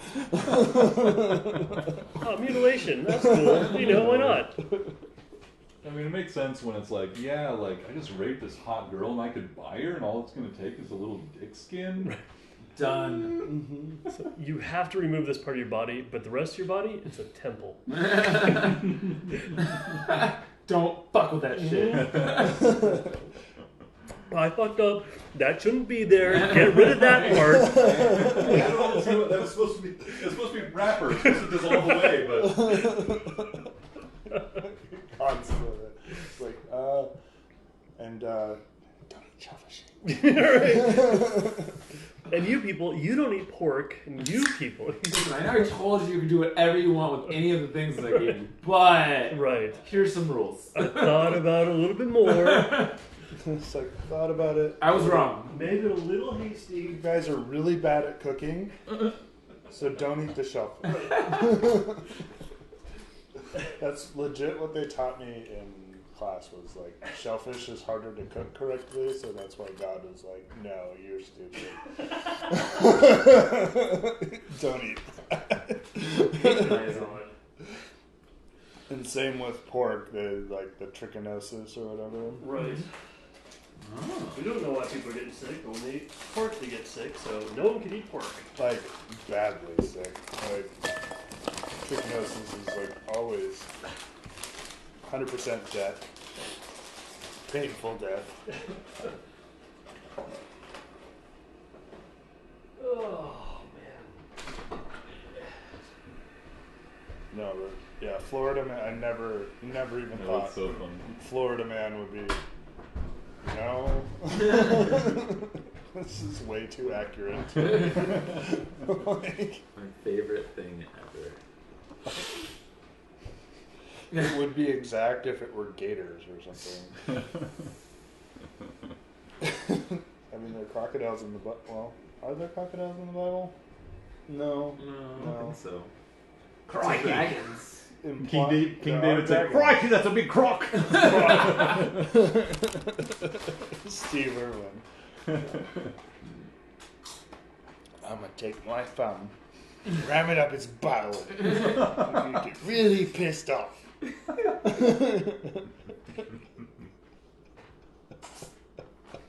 was that? South Park. Yeah, okay. His whole motivation was just anally violating crocodiles. That's the whole goal. He does it to the guy they unfroze from the 90s. So it's like, see, what I'm gonna do is I'm gonna take my thumb and stick it in his. No, you don't have to do that. I make you really pissed off.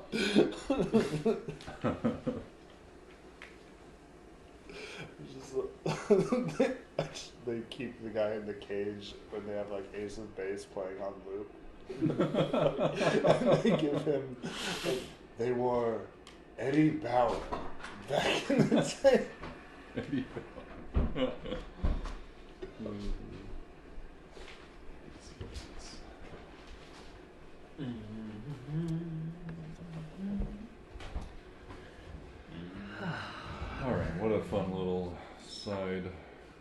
conversation that was. Sorry to all of our listeners who we offended. Oh man, like King David though, seeing some hot lady on the rooftop taking a bath, like, we'll back that later. like, man, I'm gonna murder her, have her husband murdered while he's my soldier working like in a imperialist war abroad. I'm gonna have him murdered. It's gonna be great. It's gonna be mine. God, you got my back on this one, right? He was one of the godliest men of the Old Testament. Well, Man after God's own heart, I believe. Yes. He is described as. Well, when you gotta get down, you gotta get down. It's God knows. true. Like, boys gonna be boys. God made Adam and Eve right now. And had Steve murdered. I mean,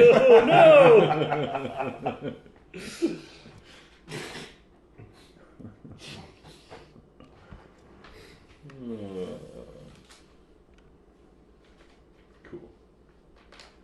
All right, to those listeners we still have with us, we have now captured a second Drake. This one now between the two of you brought back to the deck of the ship and wrestled to the ground. So flapping its wings, trying to claw at you.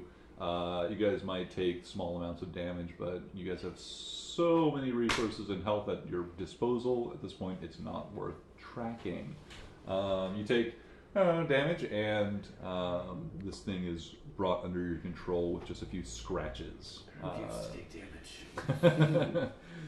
If they're back on In that case, board, it's cast Finger of Death at you. Oh, no. Drake learned a spell. I am going to cast Control Winds directly behind the ship as I attempt to fly away in our direction. And I'm going to cast a Downdraft. You cause a sustained blast of strong wind to blow downward from the top of the cube. That cube is 300 feet by 100 feet. Jesus. Or no. Yeah. Or That's not a cube. it's 300 feet range. Oh, okay. So it's 300 feet range, 100 feet area. Nice. So 100 foot cube behind us. Range, weapon attacks, no one's doing that. The creature must make a strength saving throw if it flies into the cube for the first time on a turn, or it starts its turn when they're flying. On a failed save, the creature is knocked prone.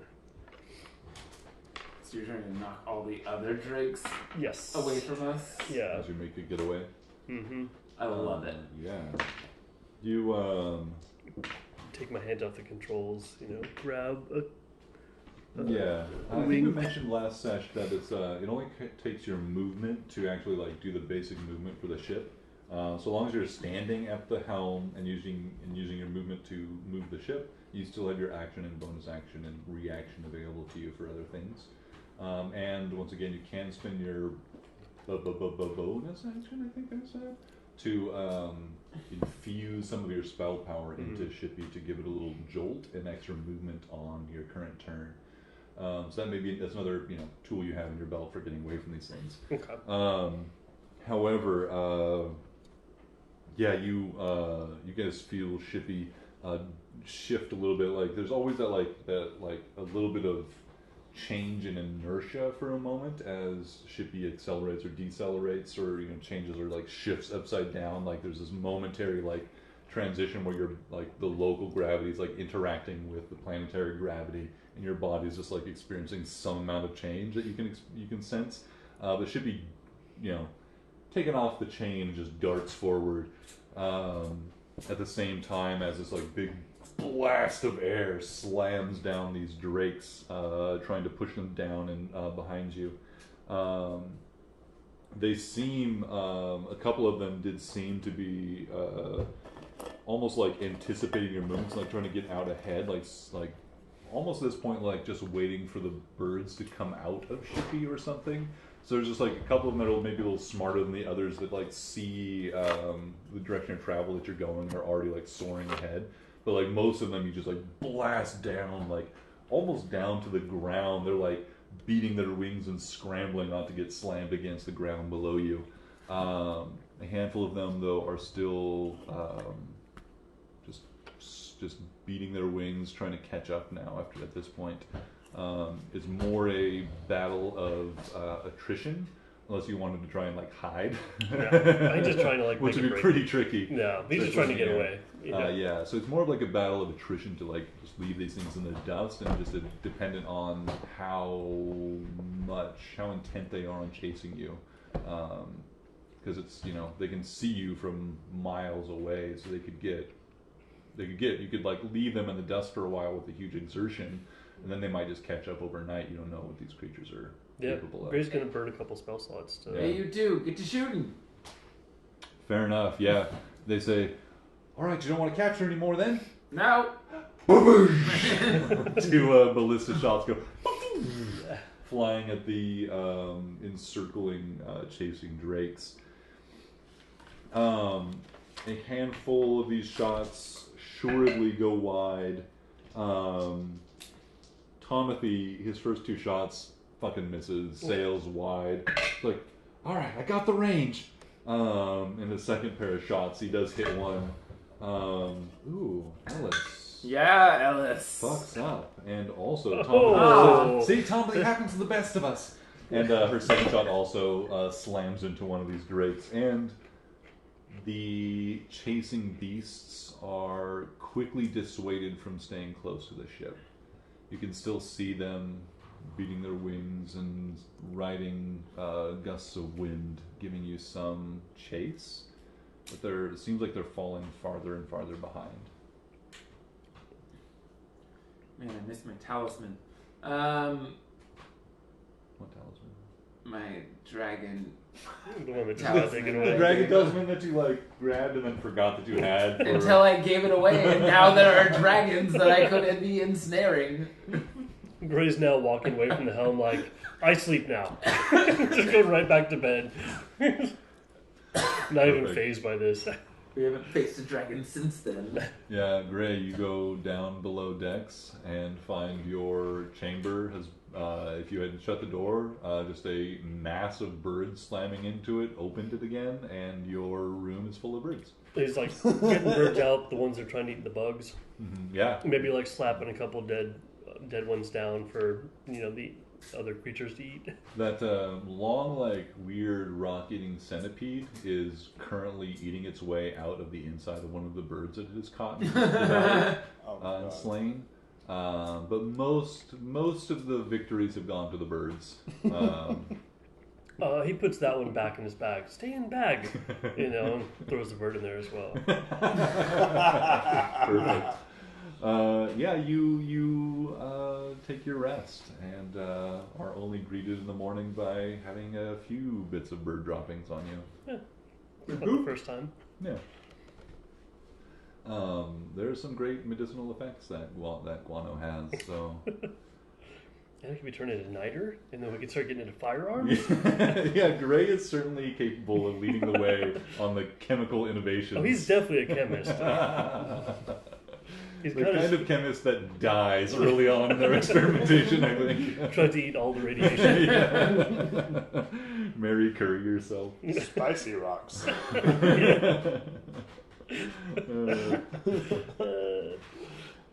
Awesome. God, I feel like I did Mary Curry such a disservice by giving her any comparison to Gray. God rest her soul, wherever you are. You did great. I want to know about these drakes. What do we learn from these? Yeah, what do you guys want to do? You wrestle another one to the deck of the ship. Gray, storms off to return to bed. We knock another drake out. A few more scratches, one minor bite on Xerox. Just a robot and a giant orc beating and ripping. Hammer with a sword. Why? You go. Meanwhile, this little halfling walks by like, night. Normal day. We joined the big help gang doing something. Big help poachers. Don't worry about it. But I want to get a good look at what's in its mouth. Let's see if it's mechanical or some other entity. Yeah. Are you? Naturally.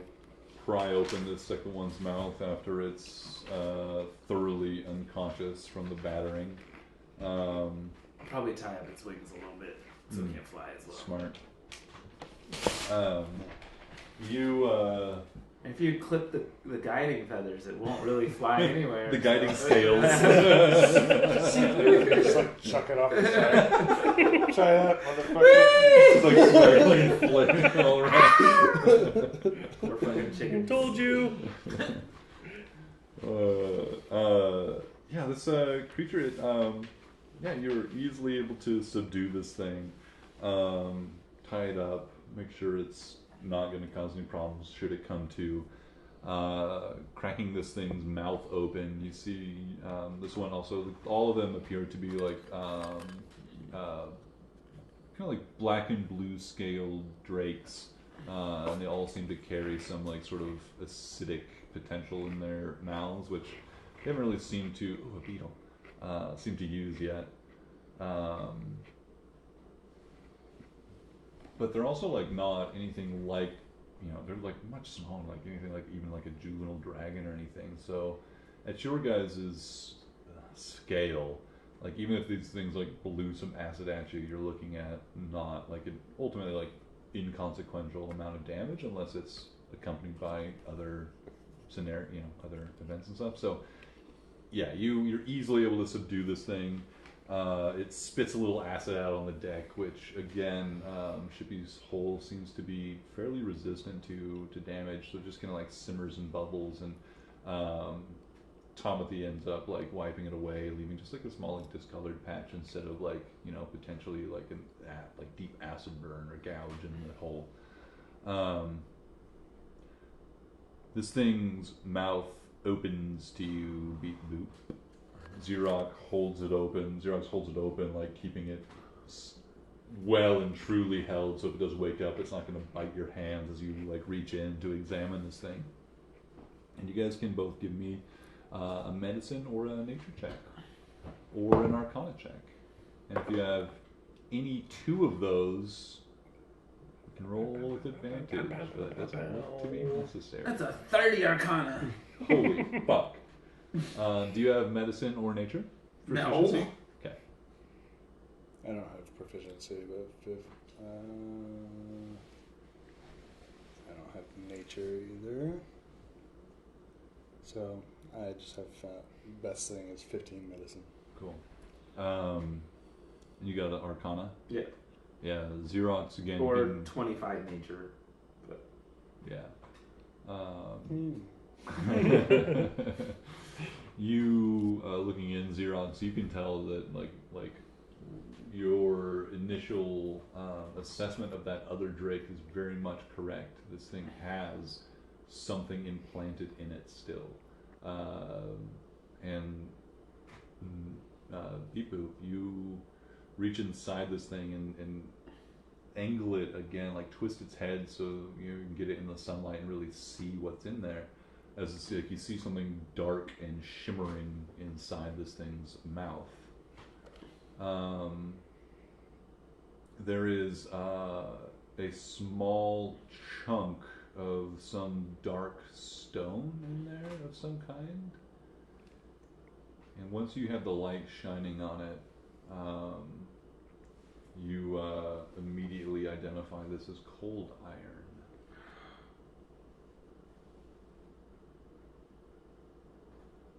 oh, that's no good. And the other one, would I be able to think of any reason why, like, what cold iron would be able to do in this type of scenario? Like, I know it's from the hells, but I don't know any other property. Not from the hells. I thought it takes us to the hells. You're wrong. Where does it take us? Damn. Shadowfell? Yeah, sorry. Yeah. Shadowfell. It's from the Shadowfell, but like, do I have any sense of what it might do besides? You Bind 100% souls. like you've had a very recent sort of theoretical and practical immersion or opportunity to learn about or investigate cold iron and its effects.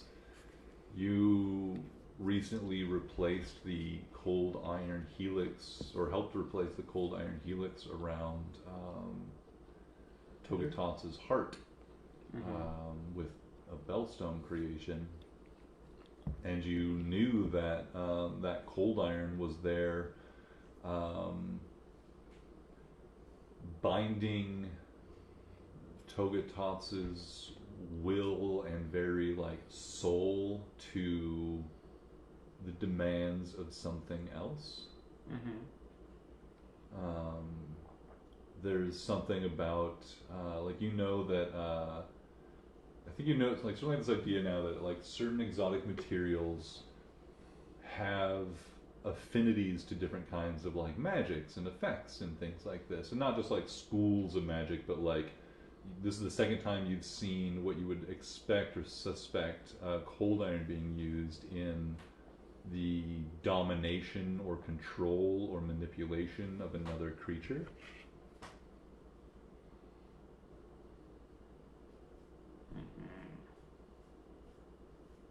Do I know how one would go about using the cold iron to control it, or would it take a certain type of magic, or? Yeah, you create magic items on the reg. On the reg. You know, like some of the like feeling or like the way in which you can, like, you know, the difference between like the this intimate familiarity with the difference between like casting a spell on somebody versus like enchanting an item to hold on to a spell for a longer period of time in effect. While your creations are like magic receptacles for the magic you want to put in them, like you think that the cold iron is kind of a similar thing. Like it's just a receptacle for a spell or a magical effect. So its affinity with this sort of domination of will or like manipulation of others, like this like sort of like grossness in that that sort of like binding, you've seen that note, like, and you've heard also of that like being used to bind the changing king. Some of your companions met in the Gloomwood. So like there's just this reoccurring phenomenon of this being probably just like inherent in this magical element substance. It has an affinity with that sort of effect, so it is more easy to bind that magic into cold iron than it would be to bind that sort of magic into a different object or material. You think that much like Bellstone, this cold iron is not like inherently, doesn't have an inherent purpose to it. It just has an affinity to certain types of magic and influence and stuff. So if you wanted to bind something to your will, cold iron is the material you would pick to do that enchantment. If you had your choice of exotic materials. Spell magic on it. First. Okay. I believe the spell magic has to compete against the spells. Yes. I'm casting at 3rd level.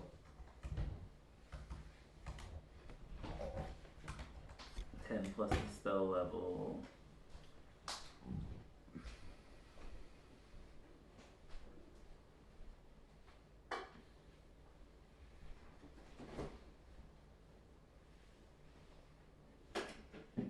So if I have to roll, it'll be a 22. What? Wait. That can't be right. Yeah, ability check using your spellcasting ability. Oh, not my spell attack modifier, so 17. Okay. Still more than that, but a much more believable number. Yeah, you see like there's just like this brief like changing in the light, like more like darkness being eliminated from the like center of this like stone that's like jammed, or this like metallic substance is like jammed into the roof of this thing's mouth. Like before it seemed to be like eating light, and for a moment at least that has stopped. And it just looks more like mundane iron for a moment.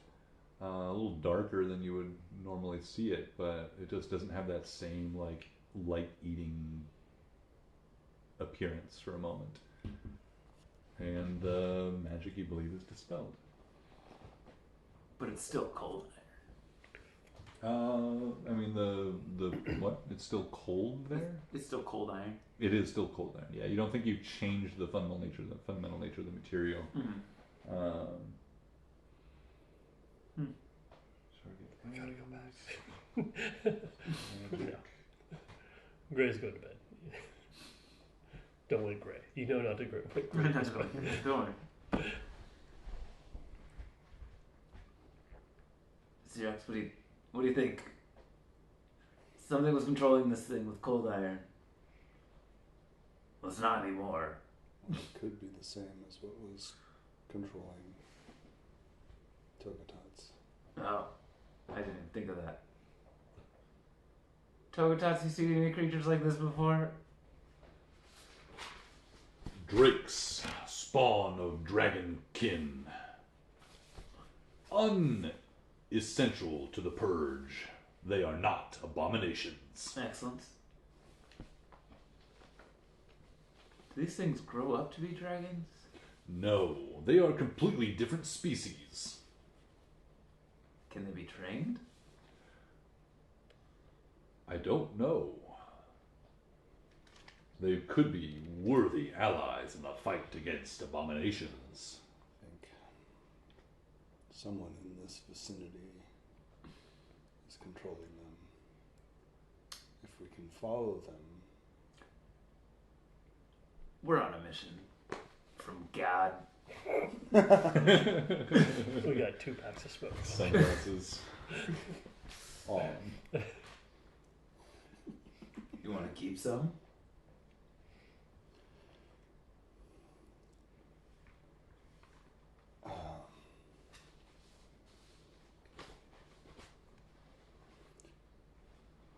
Do you want to keep some?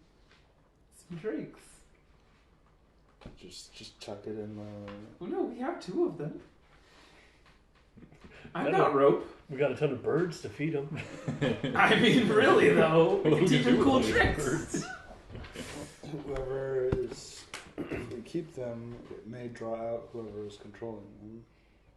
You know, the Gray like trained wolves for a long time. He's probably got some training knowledge.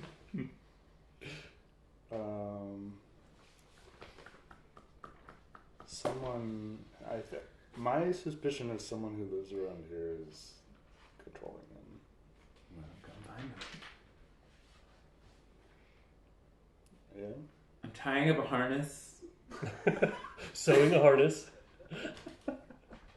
and then tying it to like the back of the ship, Love it.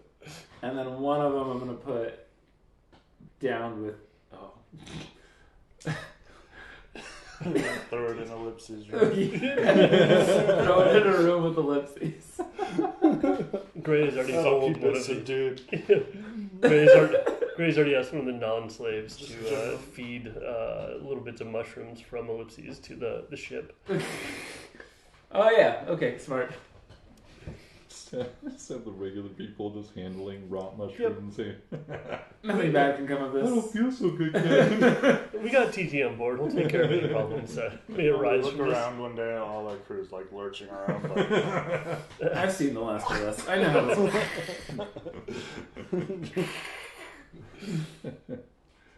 is The Last of Us good? Yes. I loved it. Okay, I'll have to watch that. So good. I've only seen 3 episodes, but it's good. That's usually not up your alley. I like zombies. Okay. Enough. That was just so overdone, though, too. Like so many seasons of Walking Dead. Yeah. Good lord. There was a couple of years of like, okay, everything's zombies. I'm done with it now. Yeah, exactly. Mushroom zombies, alright, I'll give it a shot. It's an interesting concept, to be Yeah. sure. Yeah. Somewhat based on reality. There's a documentary on mushrooms, like fungi in general. Highly recommend. These people are fucking nuts. They're like talking about how psilocybin makes you smarter. Is the like people are like the mycelium network of the fungi like are global wide, and it's like a new intelligence and like some pretty wacky stuff. People. Yeah. No. And like if you just gotta eat mycelium every day because our brains are basically mycelium networks, and if you eat mycelium, then your brain will be gooder. And then you turn into a zombie. And then you zombify. Just gonna start macro dosing. Yeah. Macro dosing. I'm tripping balls all day, every day.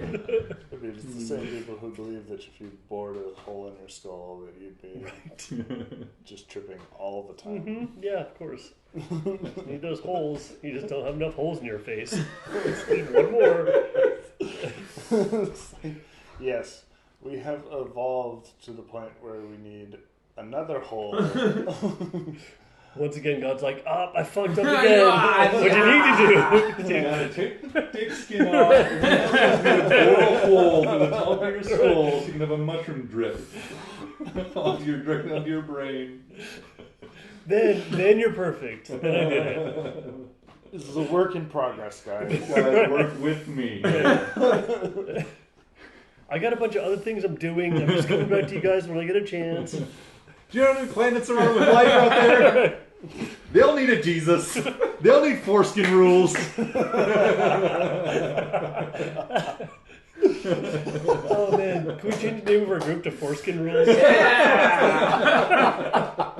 Is it foreskin rules or foreskin rules? Yeah, you don't know. I mean, it's the same stuff. So it's like, Foreskin rules. We've renamed the depends on company. the emphasis. like you guys are foreskin rules, and there's like the NPC group of adventurers that are foreskin rule, and they're pro foreskin. You guys are anti foreskin. The greatest rivalry.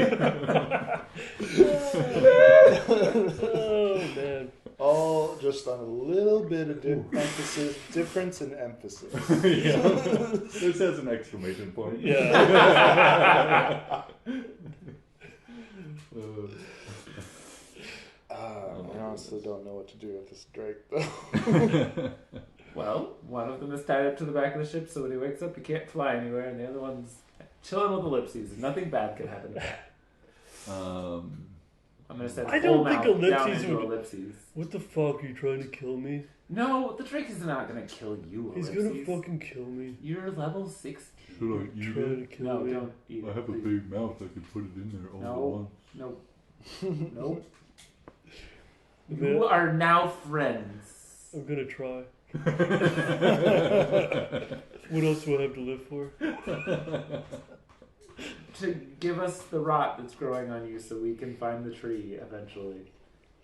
You're serving a greater purpose. Yeah, I guess I'm just a servant. With some free will.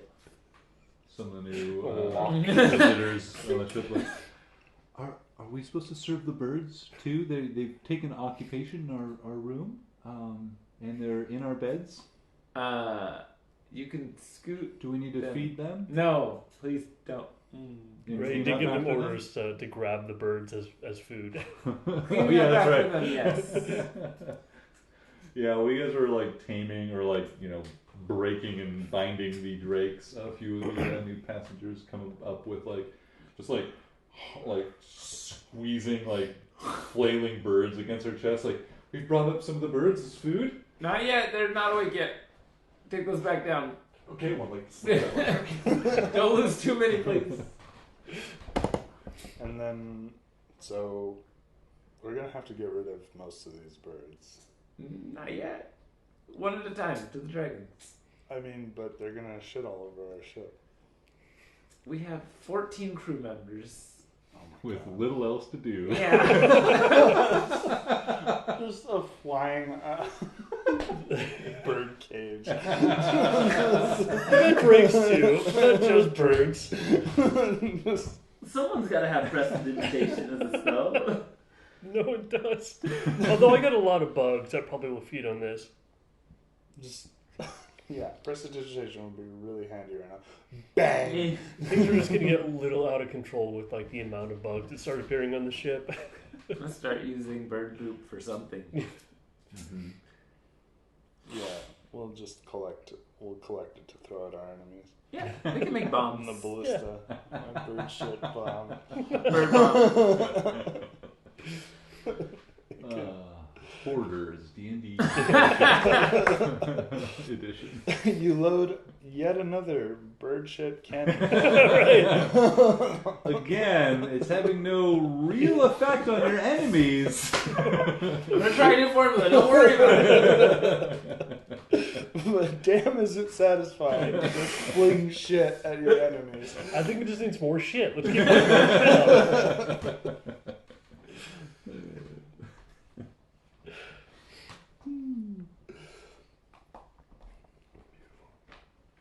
Yeah. That Grace peacefully sleeping away. Mm-hmm. Midday. Midday. I mean, it's, you pulled all nighter It's on flying. the night shift. So we're burning more fuel, or one of Unless us someone can else take is over. flying. Yeah. Xerox, I guess, can take over the controls. I mean, you have it initially. I'll take over. Oh, that's right. Yeah. Joel's turn to fly. And by Joel's, I mean you groups. We only have one character nowadays, so. Thank God.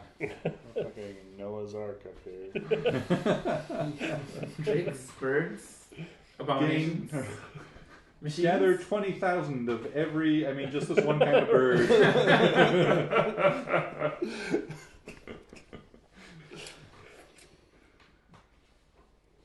Yeah.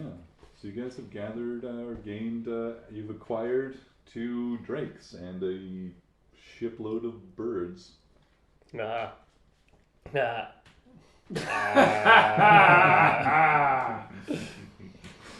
didn't even do that intentionally.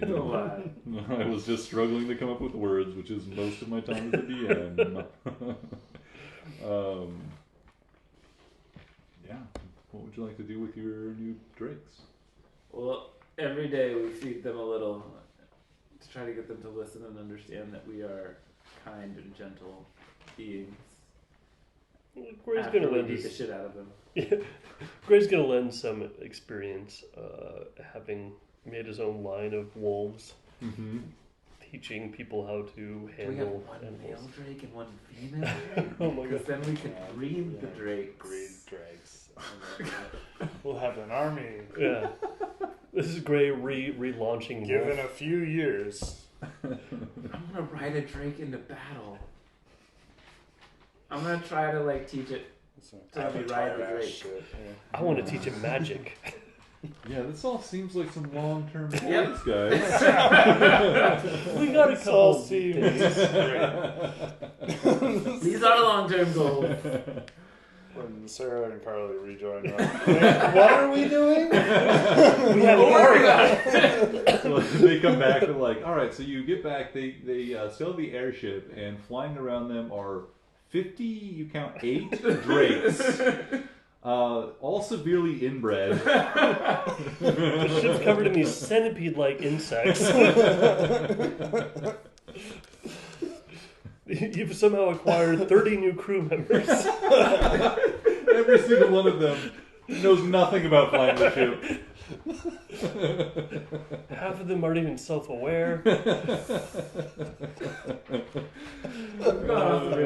Ulysses still wants to kill himself every day, so he's on suicide watch. Keep an eye on that guy. What other responsibilities have you stepped into? It's like, no, don't shit over the side. We're over a city. The bird cage is increasingly getting larger and larger. When the drakes are between 1 and 3 years old, they will try and eat you. So watch out. Yeah. They get over it though. So, guys, we came back and Orcus is one. But we have the arc, so we're gonna ride this out. Valkreath is run by mind flayers. Which we may or may not have. will inherit the earth. I mean, yeah, we gave up on fighting this a long time ago. We're just gonna ride it out. Well, we do have the Planet Apocalypse book for just that scenario, so we're prepared for utter failure. We're now Team Foreskin. Oh my god, I love that. Foreskin rule. Imagine Doom Guy, but foreskin. You guys, the current you Doom gals get it, campaign. right? We're in the hells because we lost. And Sarah, like Nazir's from Aquila, I can teleport us anywhere. Oh man. Come back and just leave. No. Rather not. We'll get the wands ourselves. The wand has shown up and gone. Game over, man. Game over. On second thought, let's not go to the big hill cave. Yeah. Are you sure you want Josh to join this? Josh will have some splendid ideas. Yeah, trust me. I'm sure. There will be so many good foreskin rolls. Length. Translucency. Fromage. No! See, when you hold it up to the light. Oh my god. The session has just gone into the ground. Yeah, we're a little off the rails. Can we delete this? Hold on. Just, Hold on. just go to the clap. Oh my god, translucency killed me. Hold up the light, you don't see the quality of the grain of skin. You see these veins? That's quality. This is a new form of currency. That's a good one right there. That'll catch you a whole chicken. Oh my god. Enough for a goat herder's daughter. I never saw a foreskin.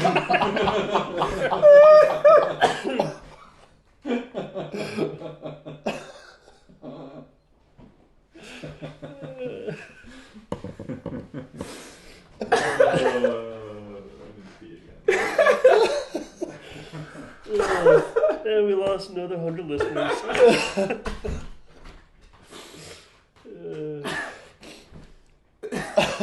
So what happened at fucking D&D? Oh, we spent the last hour talking about foreskins. It's complicated, don't Yeah. worry. Oh, God.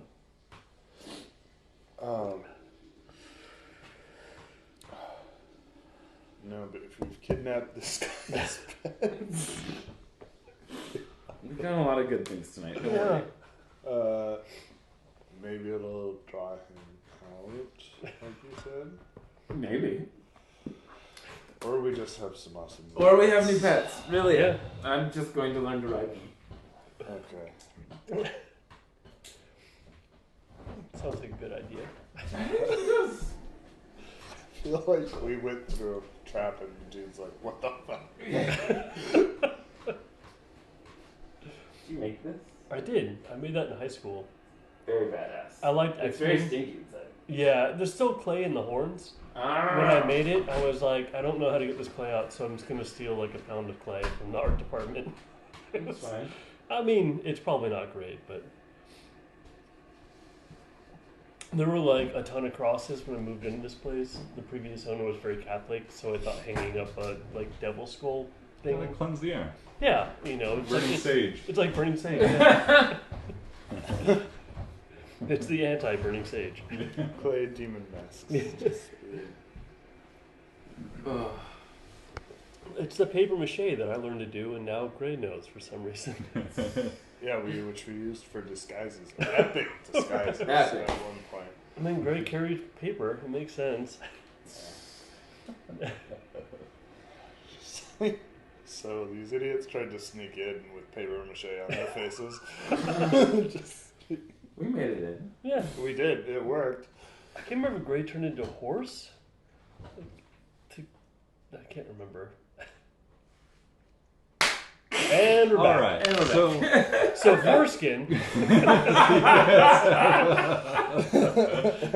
captured two Jesus drakes. fucking Christ. You, as you continue to travel along,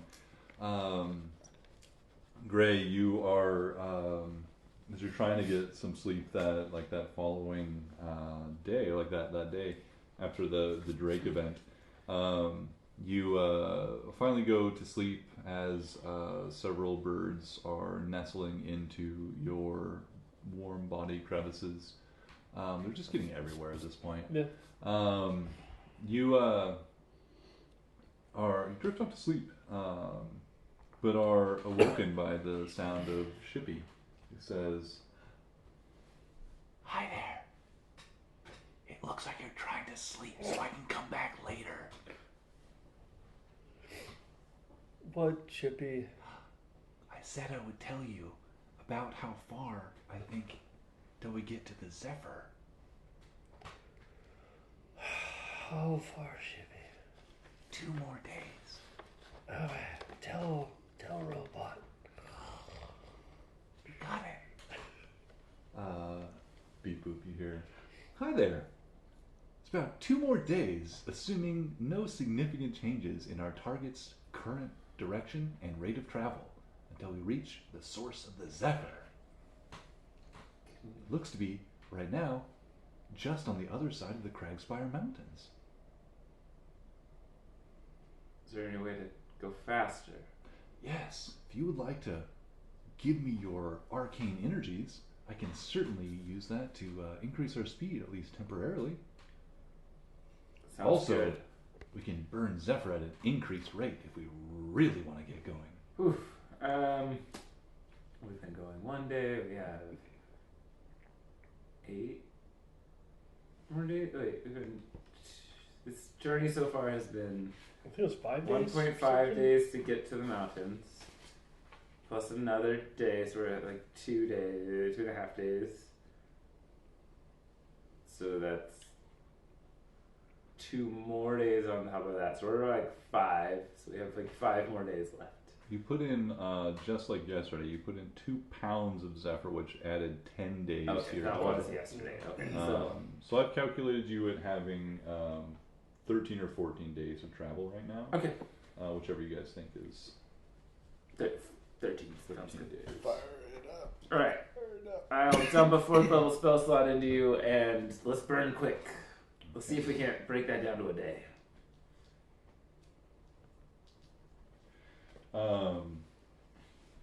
Yeah, you are piloting the vessel. Shippy's sliding through the air at a great pace. The spell energy burning through Shippy like some nas. And you are making good pace. In fact, you look back and the dogged pursuit of the drakes seems to be failing finally, as another day and a half have passed now since your incursion with them, or another day has passed since your incursion with them. Your new crew members several times a day come up with some birds to feed to the drakes that you have captured, snap the birds up greedily.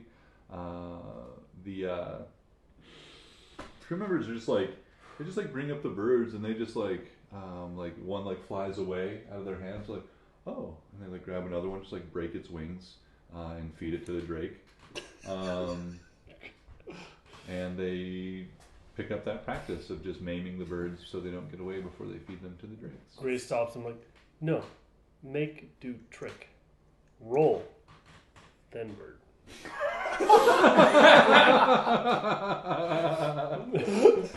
Animal handling check to help direct them in this training. Oh man, 6 plus 3, 9. The drakes snap voraciously at you and glare. You can tell if they are intelligent enough to realize that you're trying to like get them to do something, and they just fucking hate you so much they won't do it. There is like an understanding included in their refusal to participate in this game of yours. Ellis. Yes, Captain. What can I do? Feed Drake. You got it. Gives like a bird, like he snaps its neck, rolls it, gives it to her. Make, do, trick. Does it? Make, do, trick. Roll, fly, jump, trick. All right, Drake. Stay. The thing's like still like bound up in ropes and stuff. Just like. I can fly. I get a vest around its wings and tie it to the ship so it can fly. So it's flying behind us. Yeah. I'll tell you why at this point, a day later, that solution has not lasted. The drakes flying are like anytime any like the crew that like doesn't look like that hasn't proven that they can handle themselves come up, the drakes are like dive bombing them, trying to like attack and like rip out their arteries and devour them, and also just antagonize any of their captors. And additionally, they have sharp teeth to chew the fucking ropes with. Well, one of them is down with ellipses in case this plan didn't work. That's why I separated the two. Oh my god. Ellipses would beat the shit out of this thing if it tried to kill him. Yeah, ellipses have no problem. He's like, it's already bound a little bit. He just dominates this thing. If you can see that beginning to happen, but if you want to continue that plan, I think, let's say, give me an animal handling check at this point. 21. Natural 20? Yep. Oh my god. You see one of the drakes is like, you've like caught it a couple times, like making a dive bomb at like Timothy or somebody, and you're like kind of like disciplined it. It's like at some point like hiding at the back of the ship, like thinks it's like you can see it like peeking its head up above the rail. Sometimes like making sure nobody's watching it, and then goes back to like chewing on the rope and its bindings. But you catch it just before it like takes off and it frees itself, and you like grab onto its rope as it's like beginning to fly away. So you still do have two drakes, but it will take further binding than these things are not going to go along. Like anything they can do to get free. They're feral. They're feral animals. Every time I'm not flying the ship or doing something cool, I'm going to be sitting on the top of that drake that's going up in the air and like feeding it birds. I'm saying that you cannot have this drake have its mouth or claws free, Okay. and only a rope holding it. Okay. Because it will bite that rope and fly away. All right, fine. For now, it'll be captured up. So they Well, in that case, I might as well take it downstairs. Yeah. I mean, Gets its own room. whatever you want, but like drakes aren't going to go quietly. No, that's fair. Like, that's all I'm saying. It coaxes it down into one of the rooms so it can't fly away, and it doesn't have to be tied up as much. Yeah, thank goodness it's not tied up. 'Cause let's throw them both into this room. Don't worry about it. It's just in the cage, the Drake cage. That's how we keep the crew in line. And this one, you find like some of the new crew members come back to you, Beep Boop, and say like, we tried to feed the drake that's downstairs some more birds, but it's in a room with several hundred birds, and it's a mess. And And I We only can't have go 2 in there to fingers. clean it, and it seems to have enough birds for the moment. So we're not going to feed it anymore for now. Solid for now. I'll go down and hang out with it every once in a while. Sing songs. So you have 2 drakes aboard the ship. You've lost a couple hundred birds. Still have thousands upon thousands of birds aboard the vessel, nestling into every nook and cranny, filling in the space. This ship We is make a lot of eggs. filthy.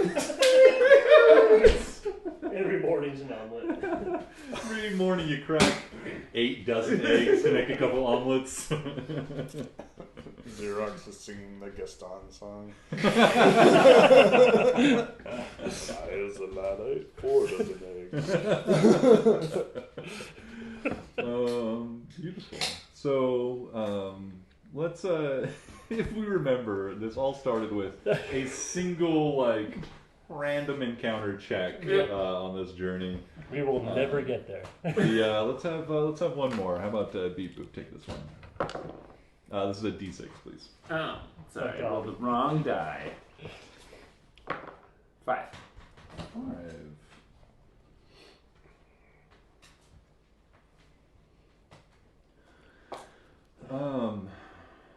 With a 5, you guys sail on through the air, and you are coming close to the edge, the eastern edge of the Cragspire mountain range.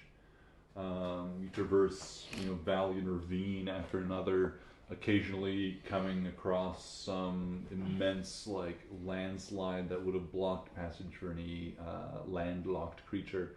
But you sail over any barriers that you find and make exceptional travel time as compared with any, again, wheel or horse-bound travelers across the Cragspire Mountains.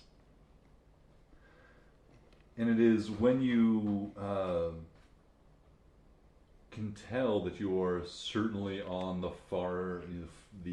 farther half of the mountains, where looking back you can see like spire after spire kind of like peeking their heads over the horizon.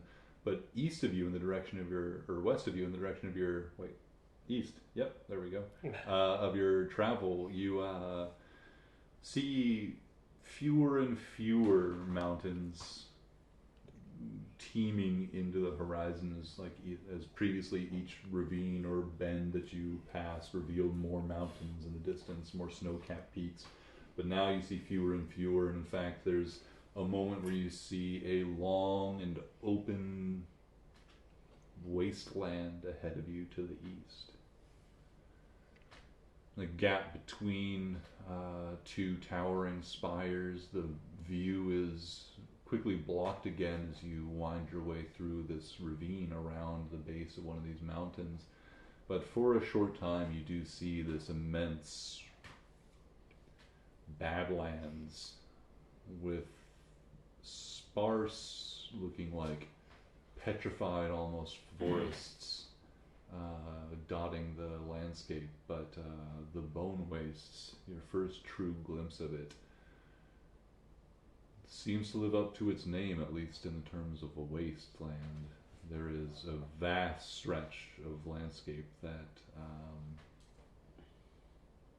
seems to hold nothing like the life and greenery to the west of the mountains.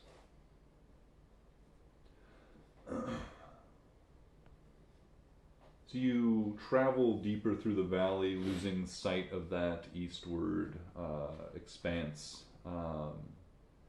You see movement ahead of you. There is a teeming of movement at the end of this valley that you wind your way around slowly, taking this immense turn around a mountainside. And again, you can see down through this valley, this long ravine at the edge of which, the far end of which, miles away still, spills out into the bone wastes. You have this narrow view now around that you've come around to, and you can see teeming movement near where this valley spills out into the waste itself. The place where the mountains themselves meet with the bone wastes. Creatures moving around on the ground. In this distance, you're unable to really tell what they are aside from ambulatory creatures. As you draw a little bit closer, you can tell also that there is a great circular area around which all the movement is occurring, and inside of which you don't see anything moving at first, but then you realize that there are creatures moving around in the center of the circle, this immense space, as well as the edge of it. The ones on the inside look more camouflaged, more earth-toned, blending in with it, and you didn't see them initially from the distance.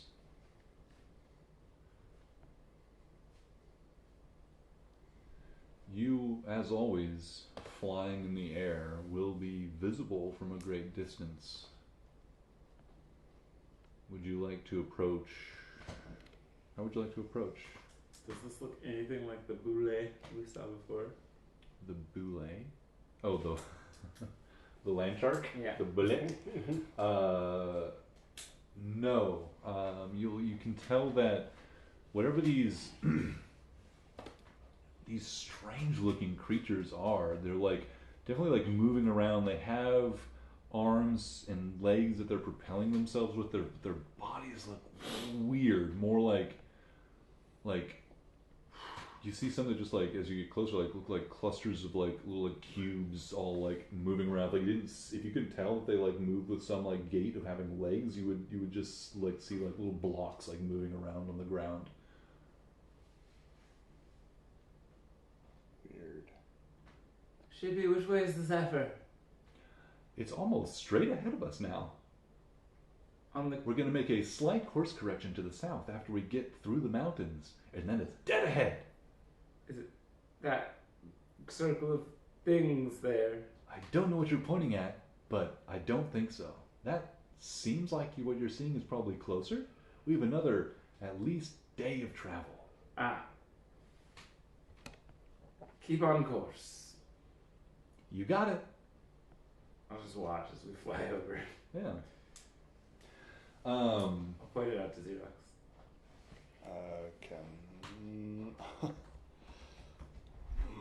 These doorways seem interesting, but we've got things to do. But that's kind of cool.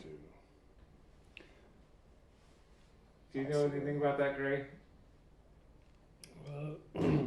I don't think Gray's ever been to the Bone Waste before. You guys have though, haven't you? Xerox has. Beagle Have has. I seen anything like these creatures before? If you guys want to, I was mostly checking in to see how you guys wanted to approach, but if you guys just want to fly in, like without changing course or anything, you can definitely get closer and get a better eye of what I these would things like are. to get a better look. Gray wants to see if there's any new bugs. Gray wants to get low to see if there's any bugs. I'm not taking us into Noah. Gray looks for sky bugs. Good call. Take this lower, I want to see. You guys continue flying up above and towards whatever's happening here, and you, as you get closer, you can tell that the circular area that you were seeing this like initial activity around is also visually distinct from the terrain around it.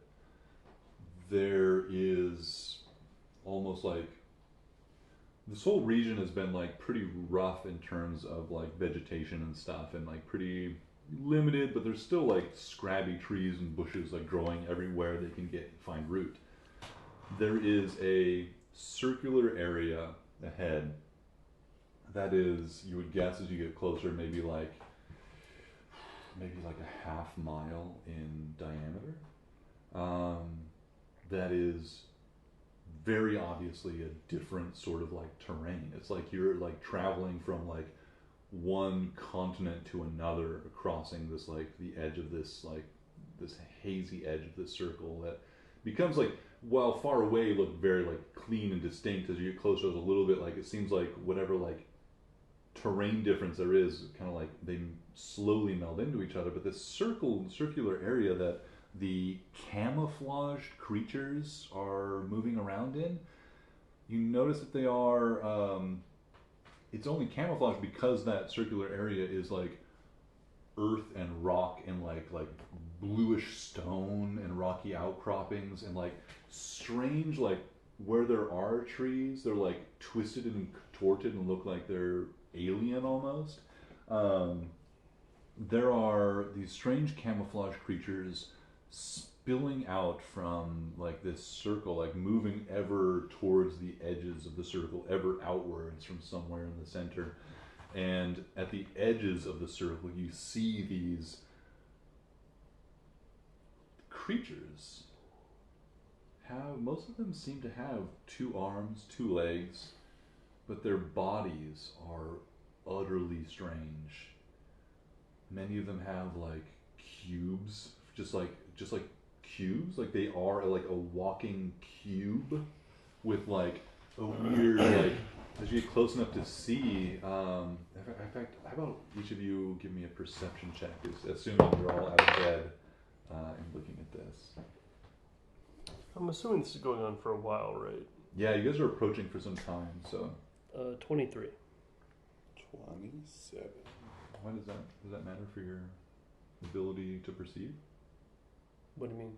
It's been going on for a while.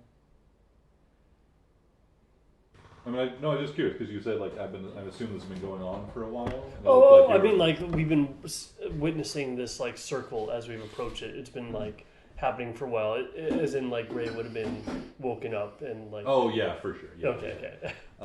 Yeah, you would definitely have the moment to draw any hands on the deck that you guys would want, and it's maybe like from the size of this circle, and like you can see the movement from a good distance off. So it's probably like good 5, 10, 15 minutes or something for you guys to approach and get like actually really close to it and see these details. Gray is mainly looking for bugs, but you know, if this happens to be there, he'll look at that as well.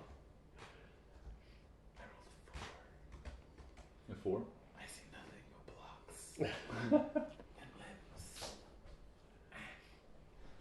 limbs. What'd you get? 27. And 23. 27 and 23 and garbage for me. Damn! I'm flying a ship.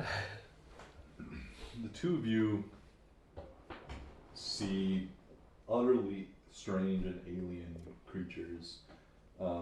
It looks like you can see, like, guarding the circle's edge, there are these other large lizard-like, toad-like creatures that are spilling forth from the center of this area. And at the edge of it, you can see these, like, in some cases, like, spheres with arms and legs and a weird fucking face. You can, like, even from this distance, you can see, like, eyes and mouths, almost like, it looks like, I mean, from this distance, it's hard to get details, but it almost looks like they're just, like, painted onto them or something. Like, they're definitely deep in the uncanny valley of, like, seeing, like, humanoid or, like, recognizable features on utterly alien things. There are, like, some of them are like two like rectangular like cubes like stacked on top of each other with legs underneath, crawling, running around.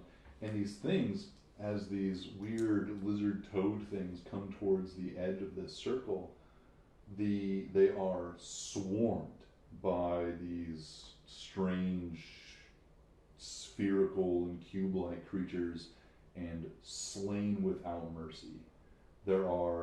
The battles are continuous as they are fierce. All around the circle's edges you get close enough to see is violent struggle occurring at all times with these strange, like, geometrically shaped creatures swarming around it's more accurate to say the creatures from within the circle are swarming, and the creatures at the edge, the shaped ones, are responding efficiently and orderly and tactically. Geometry Wars. Geometry Wars. Fuck. Learn game. math as you play D&D.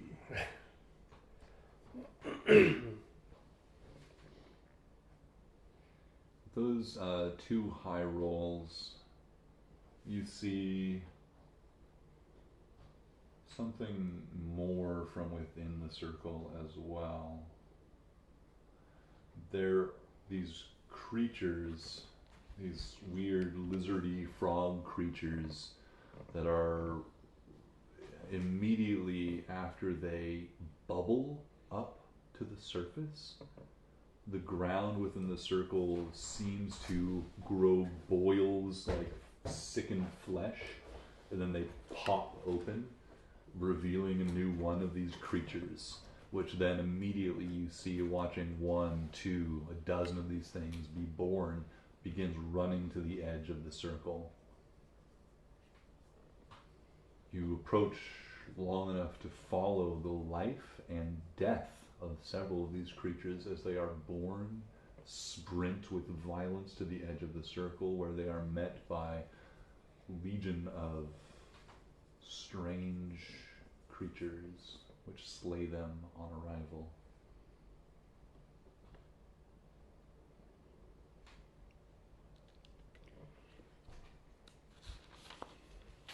I go back to bed. We all go back to bed and we end the session Yay. there. With a ship full of birds. A couple of drakes. Oh, floor students.